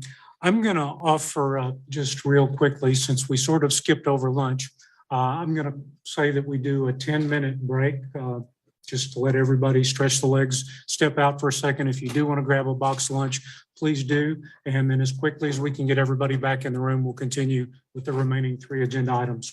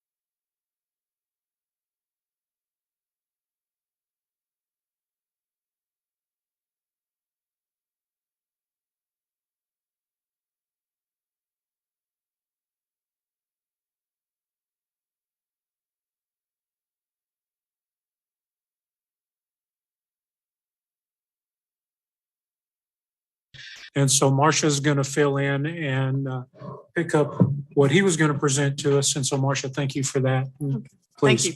So Steve was here this morning for the tour. He came about 10:45 and he was looking at his watch and I go, "What's up?" And he said, "We've got an emergency." And I said, "Well, if you could come back this afternoon, that would be great, because I would really like everybody to hear what you have to say without yelling on the bus."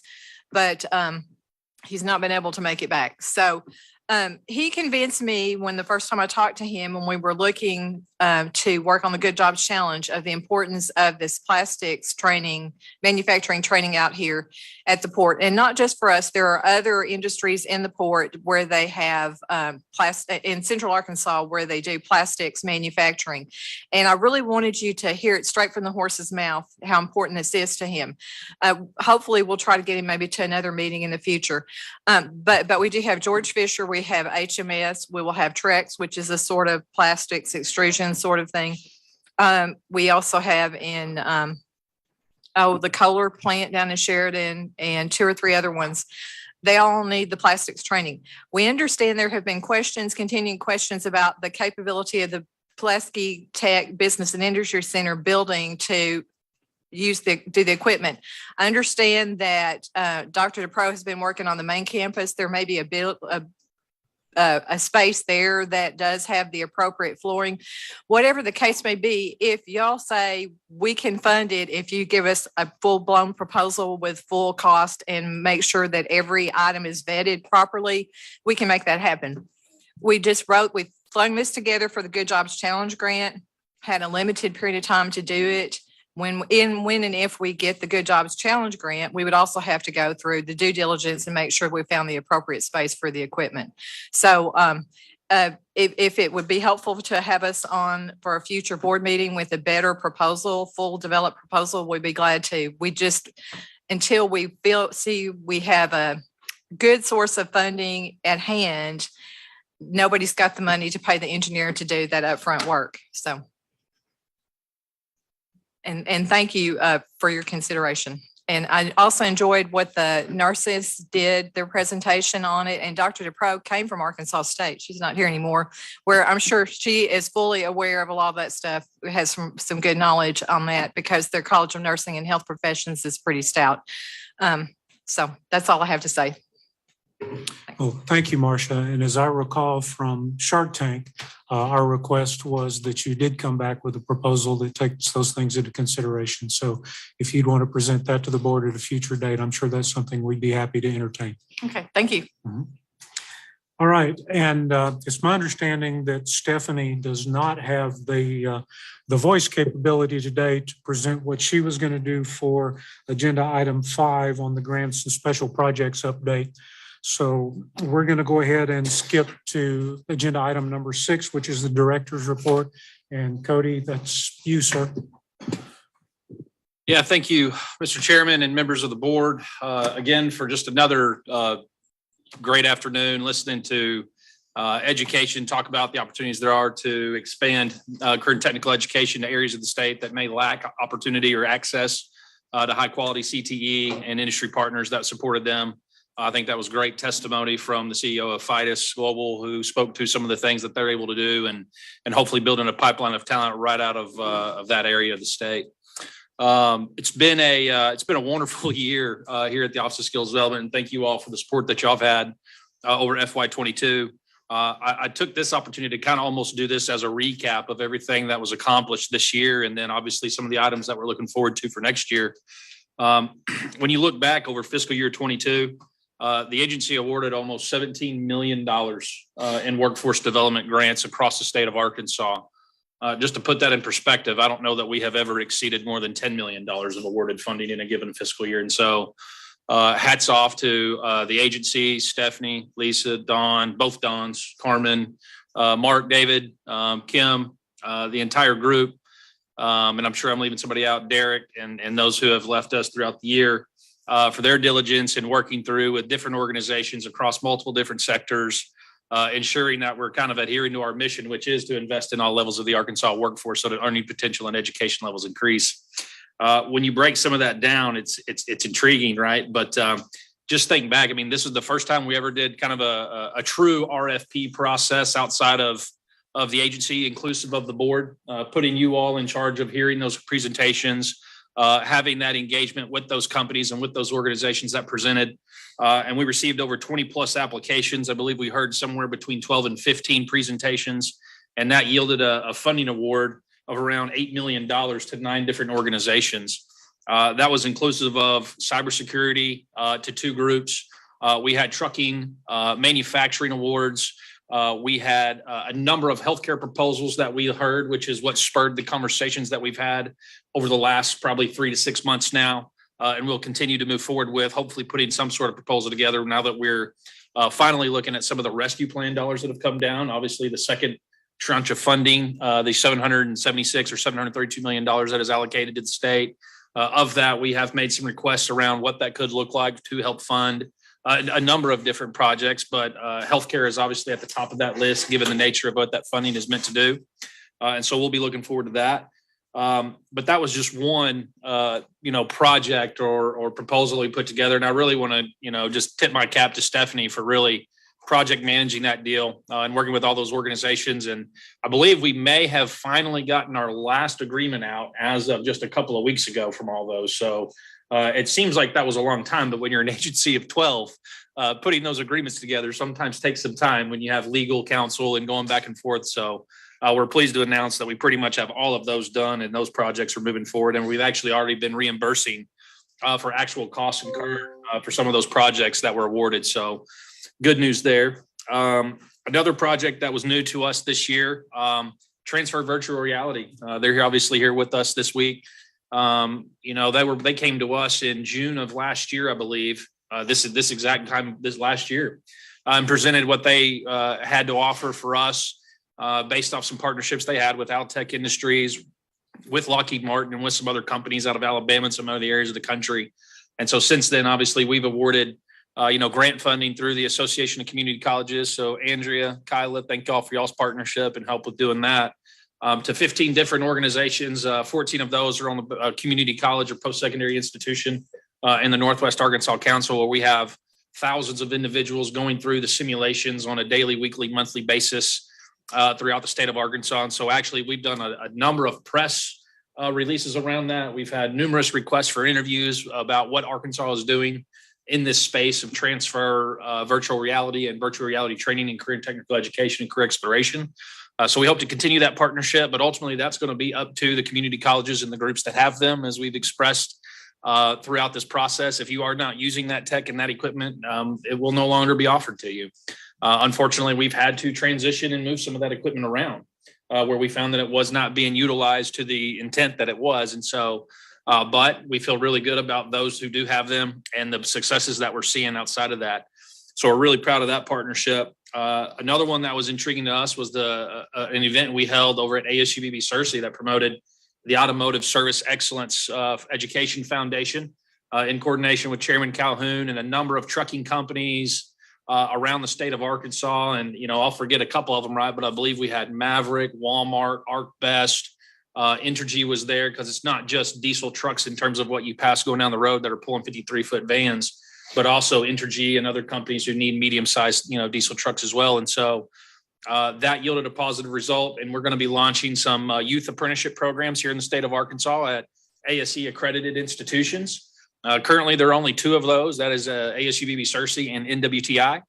The goal of that meeting, though, was really to identify and incentivize some of these schools to create those partnerships. We're going to help throughout that process, but to do what's necessary in order to get accredited for those programs so that you can have access and opportunity for youth apprenticeships through ASE, yielding a better product, yielding a better student, and more importantly, an employee to those companies that were in attendance that day. So we're really pleased with that. Another company named People Shores came to the state of Arkansas down in Pine Bluff with some social values that they were trying to drive in terms of the types of talent they were looking at. And we're proud to know that now they've increased their numbers significantly since we've helped and awarded some funding to them to help start up. That's an organization that really is, they were based off kind of the whole model of offshoring jobs, and now they're rural shoring jobs or people shoring jobs here in communities, not only in Arkansas, but in other areas of the country, and teaching and training students in that basic IT concepts, and also things like robot process automation and things of that nature. And so Be prepared to receive an invitation August 23rd or 26th. I cannot remember exactly what the date is. For an event we're going to host down in Pine Bluff, working with hopefully the governor's office to be in attendance with that for an event that we're going to host down there, just to kind of talk about the successes that we're seeing there, and ultimately some other expansion efforts that might occur kind of within that same space here in Arkansas. Be Pro, Be Proud. We were able to fund a $1.4 million grant to the Be Pro, Be Proud organization to put a second truck on the road. Obviously, first truck, I believe, as Andrew speaks to it, is typically booked out 6 months in advance. And so when you have that type of demand for a product, it only makes sense to perhaps invest more dollars so that we can, increase the capability and the opportunity and the access for students to take advantage of that. So that should be up and operating this fall. And so we're really excited about having 2 of those operating here in Arkansas. And that organization obviously has been replicated in many other states like Georgia, South Carolina, Tennessee, I think. And I'm not going to speak to all those. I may misrepresent 1 or 2 states, so I don't want to put myself out there for that. But at the end of the day, I think we can all agree that Be Pro, Be Proud has a great mission that we want to support. And so we're going to continue to do that. They have their annual meeting is actually next week up in Bentonville. So if any of you would like to attend that, let me know. I believe it runs Tuesday through Thursday. Senator and I believe, are actually going to be participating on a panel discussion around workforce and perhaps some legislative items to discuss through that. So we're looking more forward to that. Another interesting opportunity we had this year was to work with the Association of Builders and Contractors, Bill Rochelle, Northwest Arkansas Council, a number of employers like Multicraft Contractors, Nabholz, and others to host the first Build My Future event in Northwest Arkansas. That was really based off an idea and a concept that they did in Springfield, Missouri, which Multicraft has an operation up there. And that's really where the idea, I believe, kind of spurred from. So hats off to Brian McCaney and his team for helping put that together as well. But we had over 1,000 high school students in Northwest Arkansas go through and learn about the construction trades. And again, you had companies like Nabholz and Multicraft and Kimball and a number of other electrical and plumbing organizations up there, and WTI, and perhaps even NMIC was in attendance. To learn about what those trades are, what opportunities exist, and really to help kind of spur this Build My Future event to expose students to apprenticeships and to job opportunities in the construction space. So, that was just one event. That was the first one here in Arkansas. We hope to see a Build My Future Central, a Build My Future Northeast, a Build My Future South event here over the coming, months and years as that continues to go on. So we're really excited about some of that. As we kind of get into more of the numbers, I guess. So when you look at apprenticeship expansion, we're now over 7,500 active apprentices. And again, even if you look back just a couple of years ago, we were around 6,500 apprentices, and then 6,700, and then 7,200. A number of that can be attributed to the construction space, although we're hearing some things around the construction industry and perhaps having some issues and contracting and job losses and things of that nature. So we're going to have to figure out what we're going to do there. And but you're also seeing a lot of opportunities being, like we were talking about today within the healthcare space. We now have close to 100 active apprentices in the healthcare space here in Arkansas through these nursing residency programs, right? The manufacturing space is kicking in more. We have over 75 apprentices in the manufacturing trades up in Northwest Arkansas now. ConAgra, Hytrol, other names and companies. Lockheed Martin has close to 300 active apprentices down in Camden, Arkansas. And so organizations and companies are recognizing that there's an inherent value to doing this build my own model, earn while you learn. We've had massage therapy institutes based off some legislation that was passed in 2019 who are going to be doing apprenticeship programs as a part of meeting the licensure requirements for it. And so we're seeing, apprenticeship programs coming to us from all sectors, all occupations. And then the IT space, I think it should be mentioned that our partnership and relationship with the Arkansas Center for Data Sciences has yielded a lot of great positive opportunity. We just got a report back that said that of the first round of the apprentices that they were able to capture, which I believe was a population of about 119, 111 of those actually completed their apprenticeship. And on average, there's a 17% wage increase associated with those. And that's across multiple different occupations, whether it's cybersecurity, information technology, generalist, software developer, what have you. But that's a positive result. I mean, there's over 70 plus companies now in Arkansas that are leveraging the apprenticeship model through the Arkansas Center for Data Sciences as our industry intermediary. And that's only going to continue to grow. And so we're proud of that. But that's kind of, where we're at today. Just in terms of our standard OSD grant program, We had 360 something grants, I believe, and close to $3 million in funding, which was roughly about an average of around a $9,000 per grant average. That's a little bit down from where we had been previously. Usually we were hovering around $12,000, $13,000 on an average dollar grant. 9,000, there's nothing to point out there other than just knowing the number. It's not a positive or a negative. I think it's just a good number to know. And that's across approximately 4,000 Arkansans that are going to be trained through that with an average cost of about $750 per trainee. Now that number is really cool, right? Because a lot of times when you see different training programs, you may see $5,000 per person or $2,000 per person, but we're doing it for roughly a cost of about $750 per trainee. And a lot of those dollars are being funneled through community colleges to direct to businesses. Sometimes it's through a chamber of commerce who may be acting on behalf of a group of companies. And so there's positive results being done there. We've been operating under our first federal Department of Labor apprenticeship grant, $450,000 grant, right? You know, not in the grand scheme of things, maybe not a ton of money, but $450,000 is nothing to bat an eye at. But what we've been able to do with that, hire a personnel to help us with our expansion efforts as we go out and we talk to businesses and organizations around, as well as community colleges around how to operate apprenticeships, why you should do it, what the benefits are. But we've also created 2 videos to date, one that focuses on the employer side of apprenticeship and why employers should choose to do it, highlighting organizations like First Orion and their CEO, Charles Morgan, Nabholz, Multicraft, who I previously mentioned, and other companies in that space who are leveraging apprenticeship and what it can do for them. But we also did it on the apprentices themselves so that we can take that to K-12 and to adult learners to highlight what apprenticeship can do for you as an individual as you help go through your career choices, or you're talking to your counselor about what opportunities exist, as well as getting it out to our secondary career center so they can do that. So, you know, you look forward, I guess, into 2023, right? And what are some of the big picture items that we're going to be working on as we move forward? We're going to be announcing here very soon the award of a grant to help support the fiber broadband and telecommunications space in coordination with 3 community colleges here in the state of Arkansas.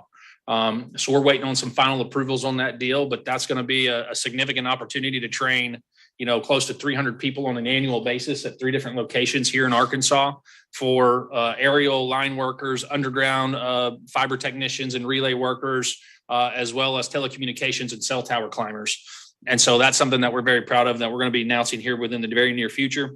The discussion around the robotics and automation manufacturing center is still occurring, right? And that's an opportunity that we may be having here centrally located in Arkansas, so that no matter whether you're a business in Northwest Arkansas, Southeast Arkansas, right here locally, your employees would have access to high quality training on state-of-the-art equipment, whether it's, you know, we've heard some of the names thrown out today when we were over at UAPTC, like Fenwick robots, ABB robots, and then, you know, the list goes on, or whether they're CNC machines or perhaps it's plastic injection molding, you know, to be housed in that area.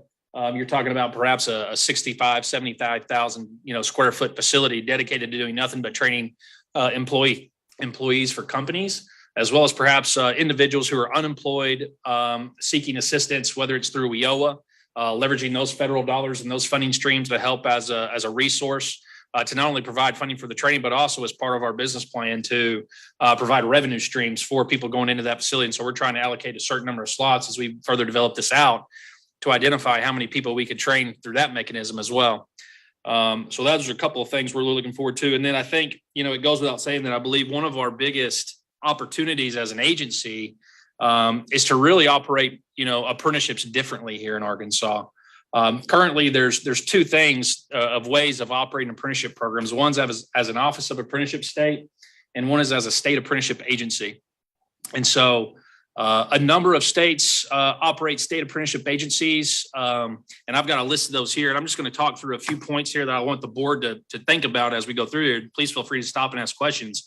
But when we were putting this, you know, stuff together, we've been discussing this now for probably the better part of 9 months. With the Arkansas Apprenticeship Coordination Steering Committee, as well as members of the board and other stakeholders around the state of Arkansas. But number one, it's just kind of data integrity. When we first started learning about these state apprenticeship agency systems, one of the things they mentioned is we oversee all of our data. We oversee all our programming, program approvals, program registration, deregistration, suspensions, cancellations, the whole 9. And so it got us thinking. So as we went into RAPIDS, which is the Registered Apprenticeship Information Data System, and started looking at some data points, we noticed some inaccuracies from Federal Department of Labor, how they're reporting things, what we're actually seeing. So for example, when we were talking about 9 months ago, how we had 156 programs that were active or 152 programs that were active at any one time, those were actually just registered programs. They weren't actually active. There were only about 118 at that time that were actually active, but we were giving some of that information from them. Similar concept is sometimes what we believe even today as I'm talking, even that number of apprentice count that we're talking about, that 7,500 number that we're given, I highly suspect that that's probably the accurate number in terms of how many are actually active to date. Because I believe in that number, there are some suspension numbers that are considered when you start to review that. And so it's not truly an active apprentice number when you're starting to count some of that information in there, but we don't necessarily have that unless we ask for it. Now we are creating our own registered apprenticeship portal, essentially, so that if you're a program sponsor here in the state of Arkansas, you're going to put your information into that database as well. Maurice has been a part of that work, as well as Lisa and Derek Daniels on our team. Derek's been doing yeoman's work on making sure that that's working well in coordination with Department of Information Systems, which is going to provide us much better capability to operate and report and provide numbers to, but also to hopefully be able to eventually do reporting out of for federal grants and things of that nature. And so, so there's that. Lack of access sometimes to information in that system. So real world example, just a few weeks ago, as we were working with Hytrol, actually, we were trying to get a set of standards and some work processes together, and we weren't able to get that. What could have taken me just a couple of minutes, I had to send an email off and get some information back. And so, it's not that it takes forever, but it does create some barriers to us when we're trying to get information in real time to be able to have access to that. So, that's just one example. Integration of apprenticeship into Arkansas. So again, we have to, if we're working directly with a company or with a program sponsor or a new organization in the state of Arkansas to register an apprenticeship program, we can talk to them about the benefits, the value, the ROI. We can work out all those numbers. But when it gets down to actually registering the program itself, working with them to set the standards, we can draft the standards for them for the most part, if we had to. We can develop the work processes in coordination with a community college or a private for-profit training provider, but we can't register it. We have to send that to our state director of apprenticeship, who then has to look it over, which doesn't take very long. And then they have to send it to Dallas to get that actually approved finally before it comes back to the employer or to the company or to the organization who's acting as the program sponsor for that to take place. We believe that that's the Office of Apprenticeship model. The state apprenticeship agency model says, well, that process now comes in-house, right? And so whether that's myself, Mark McManus, David Wallace, Derek Daniels, Lisa Edwards, Don Hamby, Stephanie Isaacs, whether that's any of us who have the capability to be able to do those things, we would be able to do that in-house versus having to go to a state director of apprenticeship through the Federal Department of Labor for that service. And there's really no guarantee, like, for example, if that state director were to eventually move on or retire or what have you, then what's the time frame in which they're going to replace that person? Who's going to service our organizations and our companies? Who's going to do the program audits and the reviews for compliance and things of that nature? So we just believe that we would be better off suited if we had those capabilities in-house. Oh, sure. Sorry. And so what prevents you from doing Basically the status currently of an Office of Apprenticeship state. So state apprenticeship agencies have that ability and that flexibility. So they're the ones that would set, ratio thresholds, for example, whether, and we have this issue in Arkansas where, in IT, should it be 2-to-1 or should it be a 1-to-1 ratio? Could it be a 5-to-1 ratio, based off, there's no health safety issues, right? I know there's some things right now within plumbing and electrical, right? Well, the state ratios read 3-to-1, but the federal guidelines, read 1-to-1 ratio. And so if you're looking at it, there's some compliance issues there. But we would be able to have the ability to set that. Currently, we don't have any say-so whatsoever on a program's registration, approval, if they're operating the way they should be, if they're not operating the way they should be. We cannot fund them, but we don't have anything to do outside of that. That role and that function and that support really resides with the Federal Department of Labor and with the state director and then the local regional office, which in our case is Dallas. Are they willing to give that up? Yeah, so U.S. Department of Labor is neutral. I mean, they have no opinion whatsoever. I've talked to Dudley Light and Randy Prather both, who have and Lee Price prior to that. There's a list of, and I'll make sure y'all get all this, and we can put it out there. But of the states that we have, there's about, Alabama, Arizona, Connecticut, Colorado, Delaware, Florida, Hawaii, Kansas, Kentucky, Louisiana, Maine, Maryland, Massachusetts, Minnesota, Montana.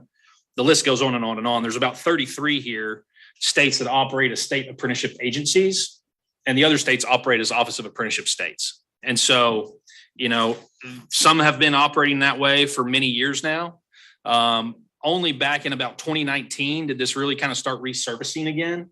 The state of Alabama was in a position where they didn't really have an apprenticeship office. Anyone who was operating apprenticeships in Alabama was supported by the OA, USDOL Office of Apprenticeship. And so when they started going through this process, they had to build an entire office, and they had to formulate rules and regs and laws and all that good stuff. But Alabama has since registered as a state apprenticeship agency. Tennessee has since moved over to a state apprenticeship agency. Colorado has transitioned to a state apprenticeship agency. And I know of about one, maybe two others outside of Arkansas who are entertaining this idea and this discussion of, should we be operating this differently? Should we bring back more local control over apprenticeship to the state of Arkansas? Or should we just kind of keep status quo and just keep the process flowing as it is? Let me interrupt. If you don't mind. Yes, sir. Your question is, are they willing? Who is they? The federal deal. Federal. Yeah. I mean, what's keeping us from doing it, I guess? So the process is really, and I'll get to that question. So the process is the state has to make a decision as to whether or not it's going to operate as a state apprenticeship agency or an Office of Apprenticeship state. That's a that's a common, who decides that? That would be a governor or a legislature made decision. So either through legislation, through the General Assembly in 2023, or through governor's order, you could do it. So there's two ways to go about it. The CODI is based on a recommendation from. Correct. Who? I would say from this board.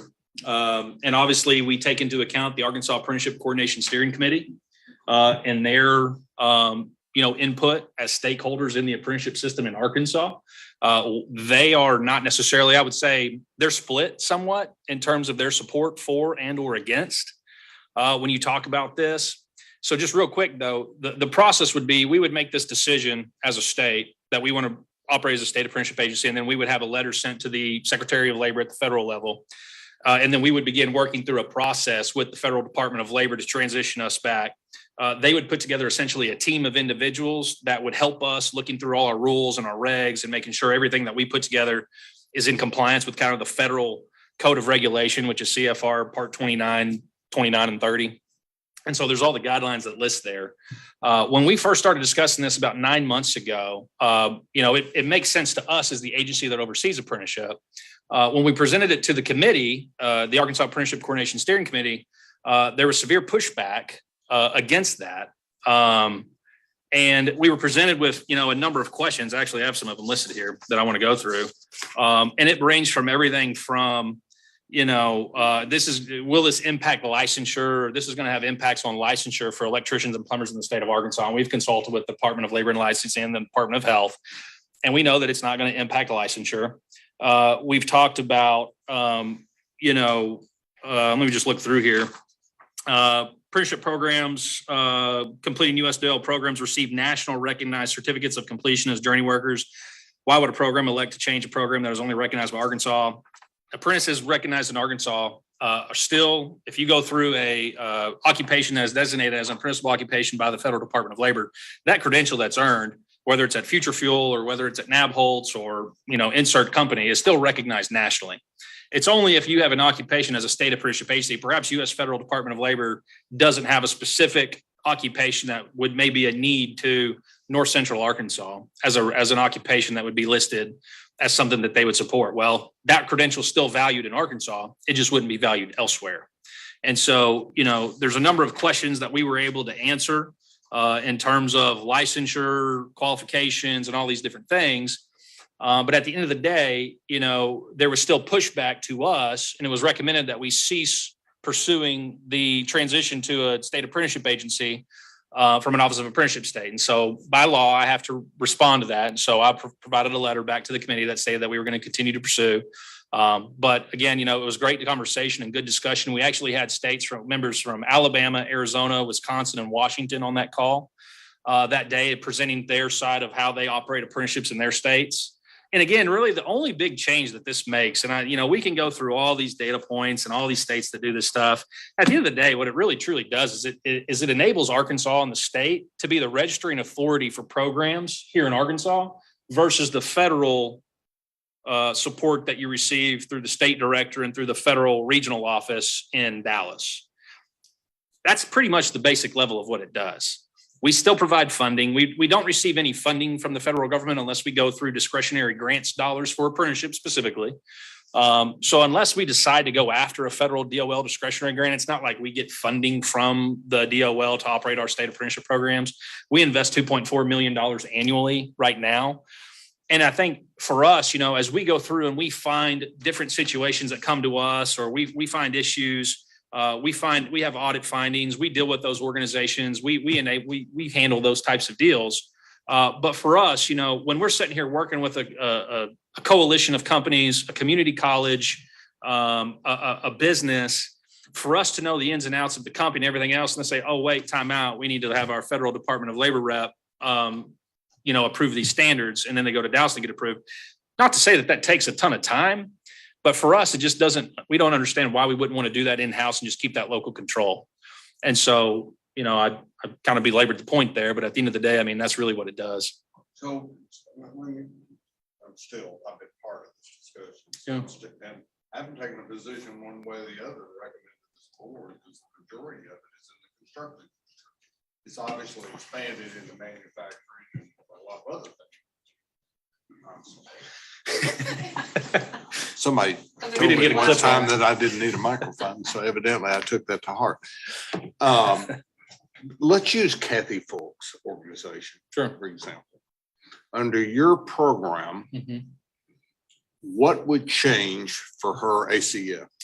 So for ACF, unless they decided to nationally register their program, which they could, the only thing that would really change is that the standards of apprenticeship would read State of Arkansas versus USDOL Office of Apprenticeship. We would be the registering authority. And so we would have oversight of her program, not just from a funding perspective, but from an operations perspective. So you would have oversight over her board? No. Over her board? Yeah. So no, we would have the oversight that currently the federal Department of Labor has over ACF versus just the funding mechanism. But you just said operations, and that's her board. They have to follow the same rules that you're referring to, but they have a board that oversees that operation. Correct. So we're misinterpreting things here. So currently, if Kathy or ACF wants to add an occupation, then they go through the federal Department of Labor for that. In this case, they would come to us for that. Okay. If whether that's industrial maintenance or whether that's electricians, which they already have electricians, plumbers, and all that good stuff, right? But perhaps they're going to branch off and they're going to do industrial maintenance, which they have as well. But use a different example. Instead of going through Randy Prather, the federal department, to add an occupation to their existing standards, we would be the ones to do that. Take another example. Hytrol, we'll just use them for example, or any of these healthcare providers that were in the room today that mentioned St. Bernard's, mentioned we might want to do this apprenticeship deal. As it stands today, they would have to register that through the federal Department of Labor, as opposed to just going through us to do it. So even though we already know what it is they're trying to accomplish with the LPN residency, RN nursing residency, the issues that they have locally, we have no authority and or control or position process, so to speak, for registering their program as a recognized apprenticeship program in the state of Arkansas. The federal Department of Labor has that. That's really the biggest deal that has here.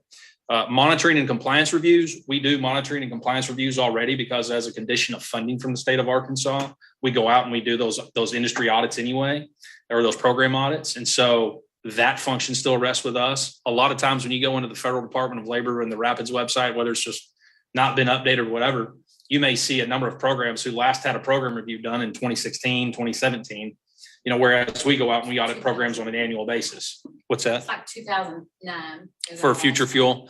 Yeah, we can pull it up and look at it if we wanted to, but at the end of the day, that's really the biggest change here is when it comes to approval of an occupation, registering into an apprenticeship program. Here's another couple examples.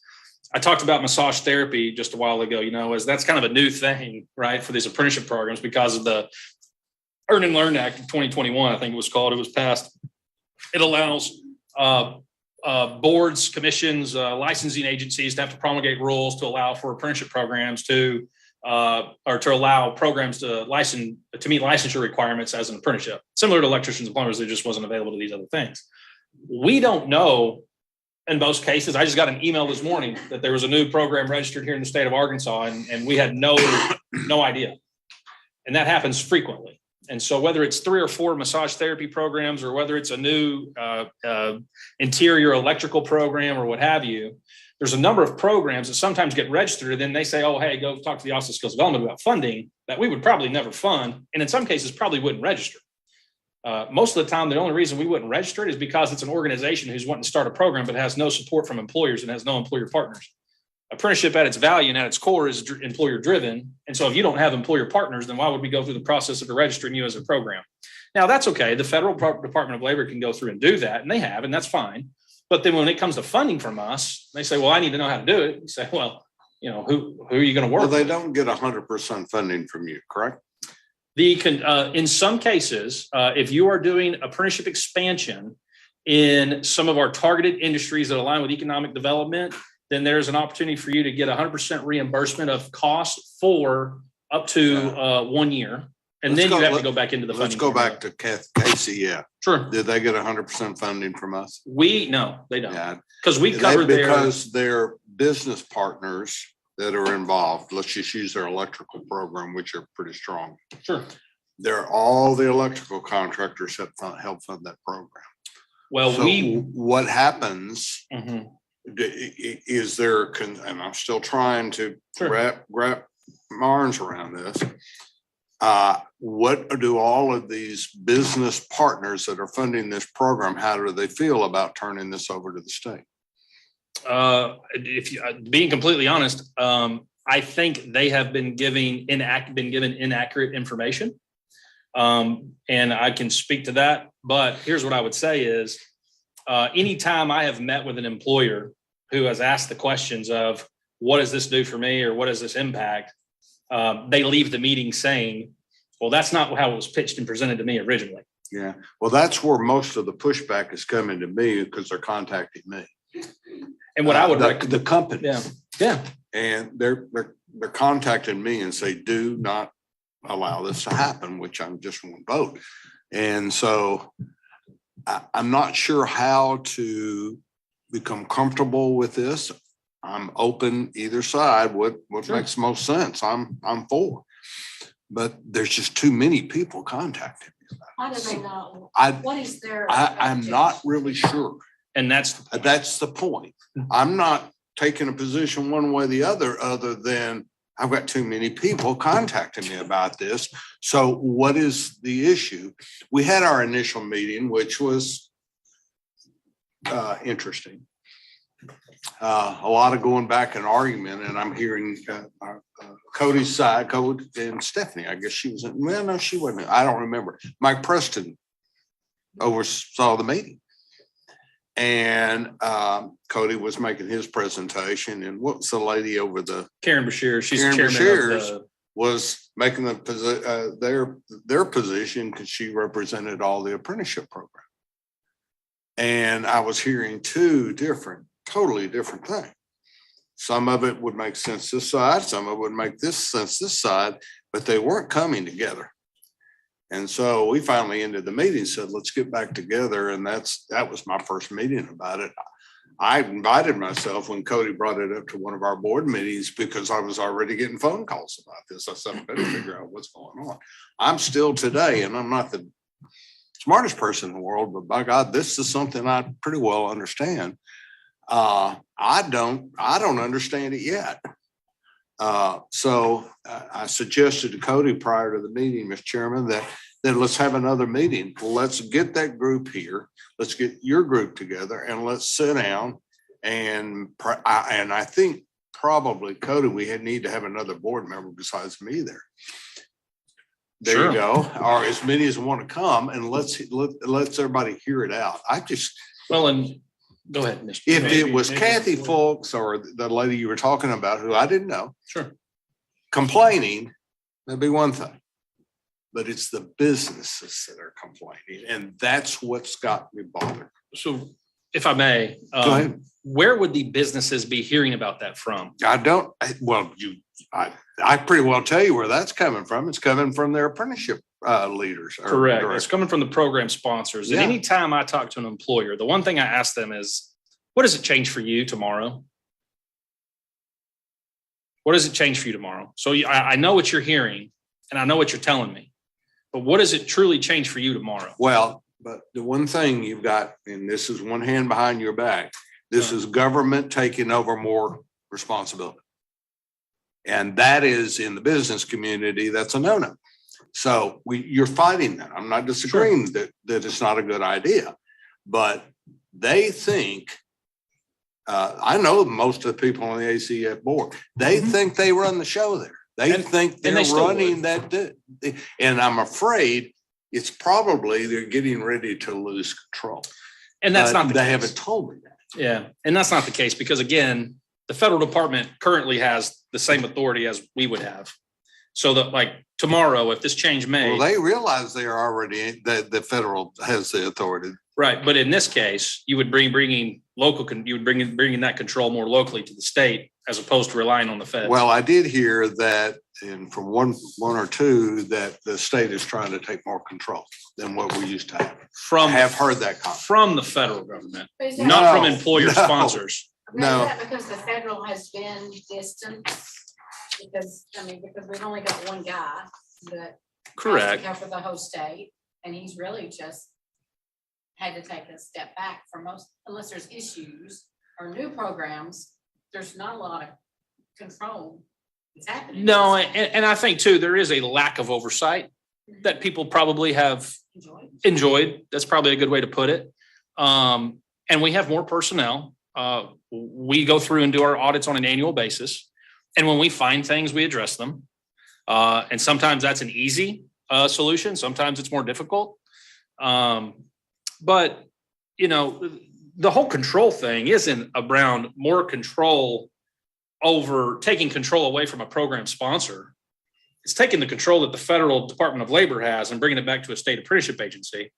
And one of the things I would go back to is if Arkansas were out here kind of just marching in our own direction, you know, I would be a little more concerned about it.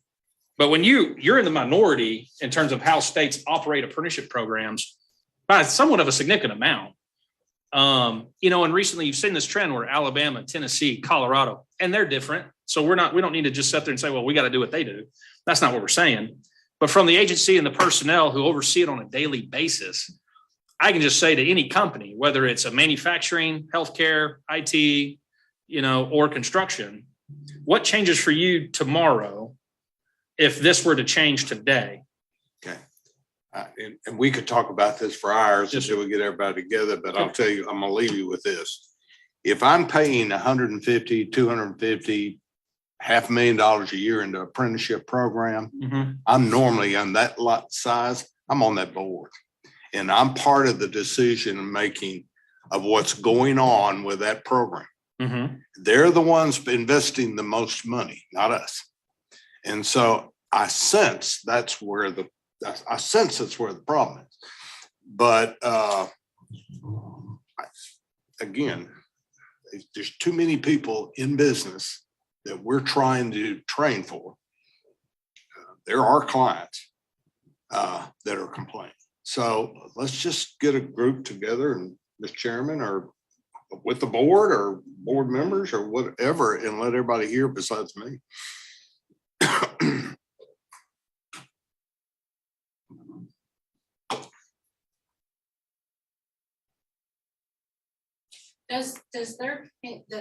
Do they need to have our approval to proceed?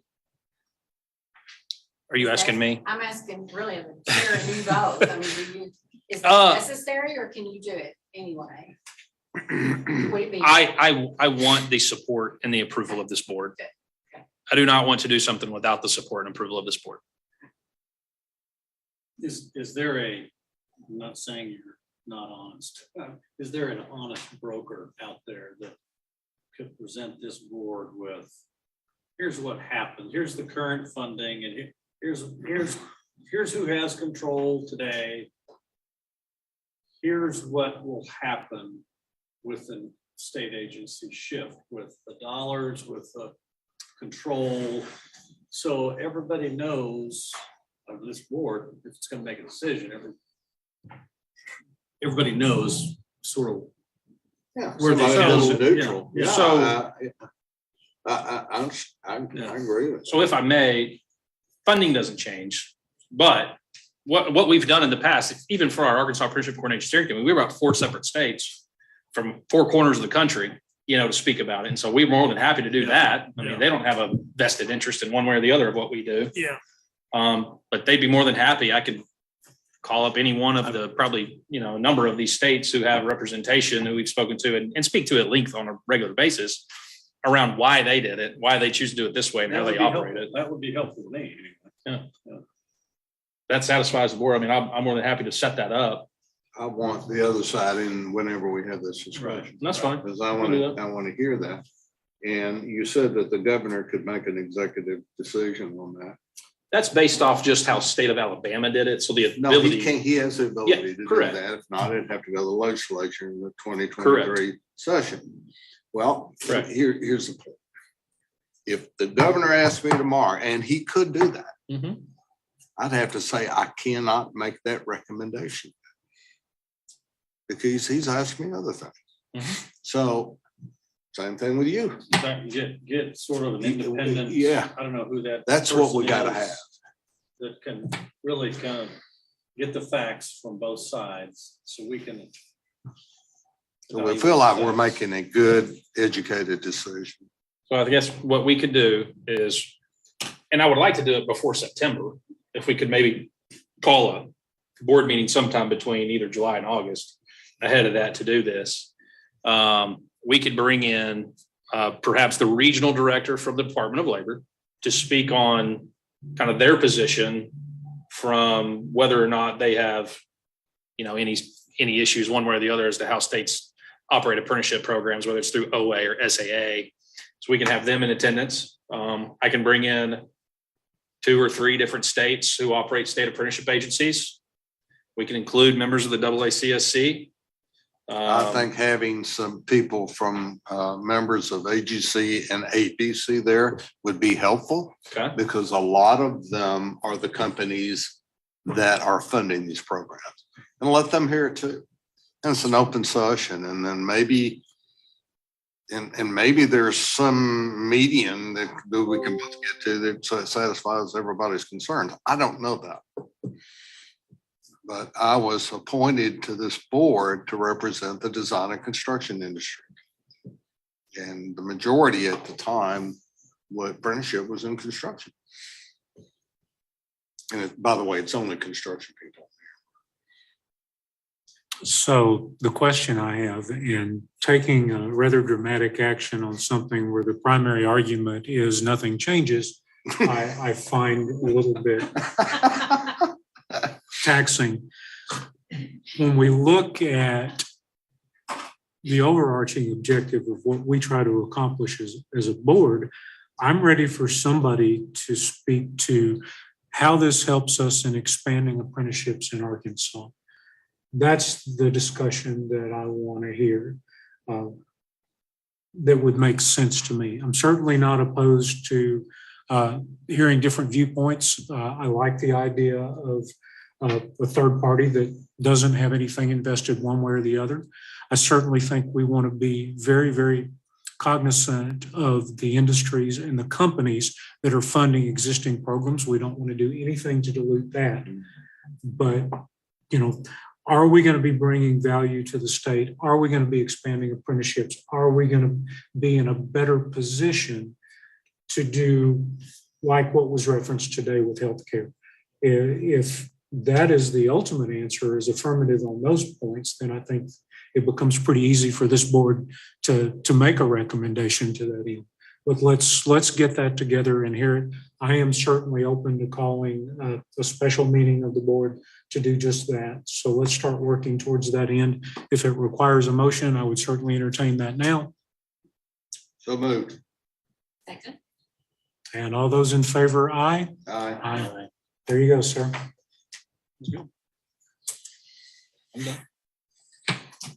All right, that leaves the last action item, which is up to me, and probably I think most folks are ready for it. But I would also, if there's not any further discussion, entertain a motion that we adjourn this meeting. I think it was unanimous in the motion. I think so. Maurice, you can kill the pizza. The pleasure. Sir, very nice to see you. Yeah, I was thinking about, one point. Trying to think about it. Start manufacturing some kind of baseball hat.